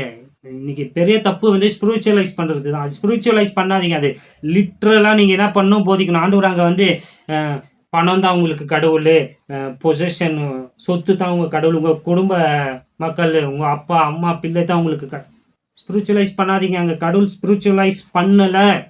யாத்ராகமும் 20 அவர் வந்து ஓப்பனாக சொல்ல, என்ன எல்லாமல் வேற கடவுள்னு சொல்லிட்டாருன்னா, லிட்ரலாக மனிதர்கள் அப்பொழுது உருவாக்கி வைத்திருந்த அந்த கடவுளை, அந்த விக்கிரகங்களை தான் கடவுள் மீன் பண்ணுறாரு. நீங்கள் வந்து ஸ்பிரிச்சுவலைஸ் பண்ணுற வாச இன்னைக்கு ஜனங்க வந்து வேற வேற கடவுளை வந்து வணங்குறாங்க. ஆண்டவர் ரொம்ப கோவம் அடைகிறாருங்க, எரிச்சல் அடைகிறாரு. என்னடா இது, நான் உங்களை இந்த உலகத்தில் இந்த மாதிரி அற்புதங்களை செஞ்சு நீங்கள் எங்கன்னா பார்த்து, கடலை பிரிச்சாருங்க, சிவந்த சமுத்திரத்தை, யோர்தான் நதியை பிரிச்சாருங்க, மதில்கள் விழுந்தது, பெரிய பெரிய அரக்க ராஜாக்களை வந்து சங்கரித்தாருங்க. என்ன அற்புதங்க. 40 வருஷம் அவங்களுக்கு இப்படி எங்கடா உண்மையிலே நடந்திருக்கா? மற்றது நடந்திருக்குன்னு சொல்லுவாங்க, அதற்கு எந்த சான்றும் கிடையாது இல்லையா? ஆர்கியாலஜி எவிடன்ஸ் எதுவும் கிடையாது, எல்லாமே புராண கட்டுக்கதைகள். ஆனால் வேதத்தை நாங்கள் ஏன் இவ்வளோ தூக்கி இவ்வளோ இதுவாக போய், கர்த்தருடைய வார்த்தை உண்மை. நீங்கள் எந்த ப்ரூஃப்னா நீங்கள் தேடுங்க, உங்களுக்கு கிடைக்கும். ஆர்கியாலஜி எவிடன்ஸ் இருக்கா இல்லையா? கடவுள் எல்லாம் செஞ்சுருக்கிறாருங்க. இப்படி செஞ்சு என்ன நீங்கள் மற்ற ஜனங்களுக்கு வந்து போதிப்பீங்கன்னு பார்த்தா, நீங்கள் போயிட்டு அந்த ஸ்மால் ஜி காட்ஸை, மனுஷன் உருவாக்குன அந்த தெய்வங்களை கடவுள்களை போய் வணங்கிக்கின்னு ஏன் நாமத்தை வந்து தூஷணப்படுத்திட்டீங்களேடா. ஆண்டவர் கோவப்பட்டு சொல்றார், என் நாமத்தை நான் பரிசுத்தப்படுத்துறேன். நான் உங்களை நம்பினேன், உங்களை நம்பி இவ்வளோ பெரிய பொறுப்பை கொடுத்தா நீங்கள் பார்த்தா அதை செய்யலை. உங்களுடைய கடமையிலிருந்து நீங்கள் தவறிட்டீங்க. 1000 வருஷம் 1000 வருஷம் இன்னும் பல 1000 வருஷம் கொடுத்தாலும் இவனுங்க என்ன பண்ண போகிறது கிடையாது. என்னுடைய நாமத்தை பிரஸ்தாபப்படுத்த போகிறது கிடையாது, என்னுடைய நாமத்தை மகிமைப்படுத்த போகிறது கிடையாது. ஏன்னா இவனுங்களே அசுத்தமாக வாழ்கிறானுங்க. ஸோ என் நாமத்தை நானே பரிசுத்தப்படுத்துகிறேன். அது தாங்க புதிய உடன்படிக்கை சொல்கிறாரு. நான் சொன்னேன் இல்லையா, உங்களை நான் கூட்டிகிட்டு வரேன். உங்கள் கீழே இருக்க வசனம் உங்கள் நேரம் இல்லை, நான் அப்படியே சொல்லிடுறேன். உங்களை நான் உங்கள் தேசத்துக்கு கூப்பிட்டு வரேன். உங்களுடைய கல்லான இருதயத்தை நான் எடுத்து போட்டு சதையான, கீழே இருக்கிற வசனம் வாசிச்சிடலாமா? இல்லை வாசிச்சிருக்கிறீங்களா? நான் ஏன்னா வேதத்தில் இல்லாததெல்லாம் நான் சொல்ல மாட்டேன். வாசிடுவோமா?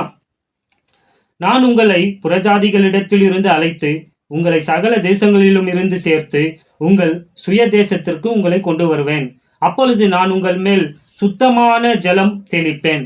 பேப்டிசம், வாட்டர் பேப்டிசம் கவனிச்சுக்குங்க, தெளிப்பேன். நான் உங்களுடைய எல்லா அசுத்தங்களையும் உங்களுடைய எல்லா நரகலான விக்கிரகங்களையும் நீக்கி உங்களை சுத்தமாக்குவேன், நீங்கள் சுத்தமாவீர்கள். சாங்டிஃபிகேஷன். உங்களுக்கு நவமான இருதயத்தை கொடுத்து உங்கள் உள்ளத்திலே புதிதான ஆவியை கட்டளையிட்டு கல்லான இருதயத்தை உங்கள் மாம்சத்தில் இருந்து எடுத்து போட்டு சதையான இருதயத்தை உங்களுக்கு கொடுப்பேன். உங்கள் உள்ளத்திலே என் ஆவியை வைத்து உங்களை என் கட்டளைகளில் நடக்கவும் என் நியாயங்களை கை கொள்ளவும் அவைகளின்படி செய்யவும் பண்ணுவேன். கர்த்தர் சொல்றார் பாருங்க. இது எதற்காக செய்யலை? உங்களுக்காக செய்யலை. ஏன்னா நன்றி கெட்ட ஜனம், நீங்கள் வணங்கா கழுத்துள்ளவங்க, மாறுபாடான சந்ததி. இவ்வளோ அற்புதத்தையும் நான் வேற யாருக்குன்னா செஞ்சுருந்தா அவங்க என்னை தலைமையில தூக்கி வச்சு கொண்டாடி இருப்பாங்க. அதுதாங்க உண்மையான பொருள். ஒன்றுமே செய்யாதவனுங்களே என்னன்னா பண்ணுறானுங்க. இவ்வளோ செஞ்சோம், நன்றி கெட்டவனுங்க இல்லையா? நம்ம கூட அப்படி தான் இருக்கிறோம். செஞ்ச நன்மையை மறக்கிறவன் மறக்கக்கூடாதுங்க. ஆண்டவர் நம்மளுக்கு செஞ்ச நன்மையெல்லாம் எண்ணி எண்ணி அவரை துதி செய்யணுங்க. ஓகே. ஸோ கடவுள் சொல்ல என் நாமத்திற்காகவே நான் செய்கிறேன்டா, உங்களை நான் கூட்டிகிட்டு வரேன், உங்களை சொன்ன மாதிரியே பிரமாணத்தை உங்களுடைய இருதயத்திலே வச்சிடறேன். ஏன்னா நீங்கள் படித்து நீங்கள் என்ன பண்ண போகிறது கிடையாது, கிழிக்க போகிறது கிடையாது. அதான் உண்மை. நீங்கள் படித்து அதை கை கொள்ள போகிறதெல்லாம் கிடையாது. மறந்துடுறீங்க, தெரிஞ்சாலும் பண்ண மாட்டேங்கிறீங்க. அதனால் நான் என்ன பண்ணுறேன், உங்களுடைய இருதயத்திலே வச்சிடுறேன். நீ படிக்க வேண்டிய அவசியம்லாம், நீ பிரயாசப்பட்டு இந்த வசனத்துக்கு இந்த என்ன அர்த்தம்லாம் தேட வேண்டிய உனக்கு டீச்சர் எல்லாம் தேவையே கிடையாது. நானே உங்களுக்கு என்ன பண்ணுறேன், பைபிளே உங்களுக்குள்ள பிரமாணத்தையும் உங்களுக்குள்ள வச்சுட்டு பரிசுத்த ஆவியானவரே உங்களுக்குள்ள வச்சிடறேன். அவர் என்ன பண்ணுவார், அவரை விட த பெஸ்ட் டீச்சர் இந்த வேர்ல்டு யாருங்க? காட் த ஹோலி ஸ்பிரிட்டுங்க, ஜெகோவா ஸ்பிரிட். அவருடைய ஆவியானவரை உங்களுக்குள்ள நான் வைக்கிறேன்னு சொல்றாரு. அவர் உங்களை நடத்துவார். எப்படி ஆதி அப்போஸ்தலர் ஒரு 4 டெஸ்ட்டுக்கே நம்ம பிரமித்து பார்க்குறோம். பாருங்க முழுமையா அது இருக்கிறப்ப எப்படி இருக்க போகுதுன்ட்டு. அவங்கள நானே என்ன பண்றேன், நடத்துறேன். அப்போ நீங்க என்ன பண்ணுவீங்க, நீங்க நல்லா வாழுவீங்க, பரிசுத்தமா வாழுவீங்க, அசுத்தமா இருக்க மாட்டீங்க, பாவத்தை வெறுப்பீங்க. நீங்க உலகத்துல இருக்கிற எல்லா ஜனங்களும் உங்களை பார்த்து அப்போ இதுதான் பிளானு. ஆனா உங்களால முடியல, நானே செய்யறேன், என் நாம மகிமைப்பட நானே செஞ்சுக்கிறேன்னு கடவுள் சொல்லிட்டு செய்யறாரு. பாருங்க, செய்ய போறாரு. எல்லாரும் பார்த்து பிரமித்து போவாங்க. அப்ப இந்த யூத மக்கள் இப்படி இருக்கிறாங்க, எல்லாம் அறிவாளியா இருக்கிறானுங்க, பாவம் செய்ய மாட்டேங்கிறானுங்க, எந்த சோதனையிலும் விழ மாட்டேங்கிறானுங்க, ஒருத்தனுக்கும் நோய் இல்லை, எல்லாருக்குமே சுகம், இவனுங்க யார் மேல கை வச்சாலும் சுகம் நடக்குது, எல்லாம் அதுல தாங்க வரப்போகுது. அந்த எல்லாருமே உங்கள் கடவுளை நானும் பார்க்கணும்ப்பான்ட்டு ஒரு யூதனுடைய அந்த ஸ்கர்ட்டு ஓரத்தை பிடிச்சிக்கின்னு 10 மொழி பேசுகிறவன் வரும். ஜக்காரியா இதெல்லாம் உங்களுக்கு டீச் பண்ணியிருக்கேன். போவாங்க. அற்புதமாக இருக்க போதுங்க அந்த புதிய உடன்படிக்கையின் அந்த காலம். ஸோ இது எல்லாத்தையும் ஆண்டவர் எப்போ தான் செய்ய போகிறாரு, புதிய உடன்படிக்கையில் தான் செய்ய போகிறாரு. அதுக்கு தான் சொல்கிறேன், மாற்று இறையல் என்று ஒன்று கிடையாது. அப்படி பேசுகிறான் நம்பாதீங்க. யூதர்கள் தற்போது அவங்க தீர்க்க தரிசன ப்ரோக்ராமுக்கு வெளியே இருக்கிறாங்க, அவ்வளோதான். கிறிஸ்துவின் சரீரமாகிய சபை பரலோகத்துக்கு போன பிறகு அவங்களுக்கு எல்லாமே கடவுள் சொல்லியிருந்தெல்லாம் நடக்கும். அவங்கள ஆண்டவர் முழுமையாக தள்ளிடல போன்னு வச்சுக்கோங்க. அவருடைய ஜனம் அவங்க ஆபிரகாமின் சந்ததி, இந்த உலகத்தை நிரந்தரமாக ஆட்சி செய்ய போகிற அவருடைய பெக்யூலியர், அதாவது சொந்த சம்பத்து ஜனங்கள் அவங்க தாங்க. அவங்களுக்கு கீழே தான் இந்த உலகம் இயங்க போகுது. ராஜா ஆண்டவராகிய இயேசு கிறிஸ்து இருக்க போறார், மெசியா. நம்ம எந்த யூதனுக்கீழையும் இந்த பூமியில இருக்க போறது கிடையாதுங்க. We are body of Christ. நம்ம கிறிஸ்துவின் சரீரமாகிய சபைங்க. கிறிஸ்துவினுடைய அளவற்ற அந்த ஐஸ்வர்யத்தை, ரிச்சஸ், பொசிஷன், அதெல்லாத்தையும் அனுபவிக்க நம்ம பரலோகத்திற்கு, விண்ணகத்திற்கு போக போறோம். விண்ணகத்திலேருந்து நம்ம வரப்போறது கிடையாதுங்க. இப்பொழுது ஆக்கிரமித்திருக்கிற அந்த அசுத்த ஆவிகள், பிசாசினுடைய அந்த இடத்த கிளியர் பண்ணிட்டு நம்ம வாழ போகிறோங்க. நியாயத்திற்கு போகிறோங்க. இந்த தேவ தூதர்களை பரலோகத்திற்குன்னு ஒரு பிளானுங்க. அது பரலோகத்தின் பிளான்ல நம்ம அடங்குறோம். அது ரகசியமாக வைக்கப்பட்டது. பூமிக்குன்னு ஒரு பிளானு, அது தீர்க்க தரிசனமாக உரைக்கப்பட்டது. அது யூதர்களுக்குங்க. புரிஞ்சுக்குங்க, கடவுளுடைய திட்டத்தை புரிஞ்சுக்குங்க. வேதத்தை பகுத்து பிரித்து போதிங்க. இல்லாததை உங்களுக்குன்னு சொல்ற வாசை அது நடக்க போறது கிடையாதுங்க. இருக்கிறது எது நமக்கோ அதை நாடி, அதை மைண்டில் எப்பவுமே வச்சுக்கணும். மேலானவைகளை நம்ம யோசித்து அதன்படி வாழணுங்க. இல்லைங்களா? பரிசுத்த ஆவியானவர் இந்த வார்த்தைகளை கொண்டு உங்களுக்கு ஊழியம் செய்வாராக.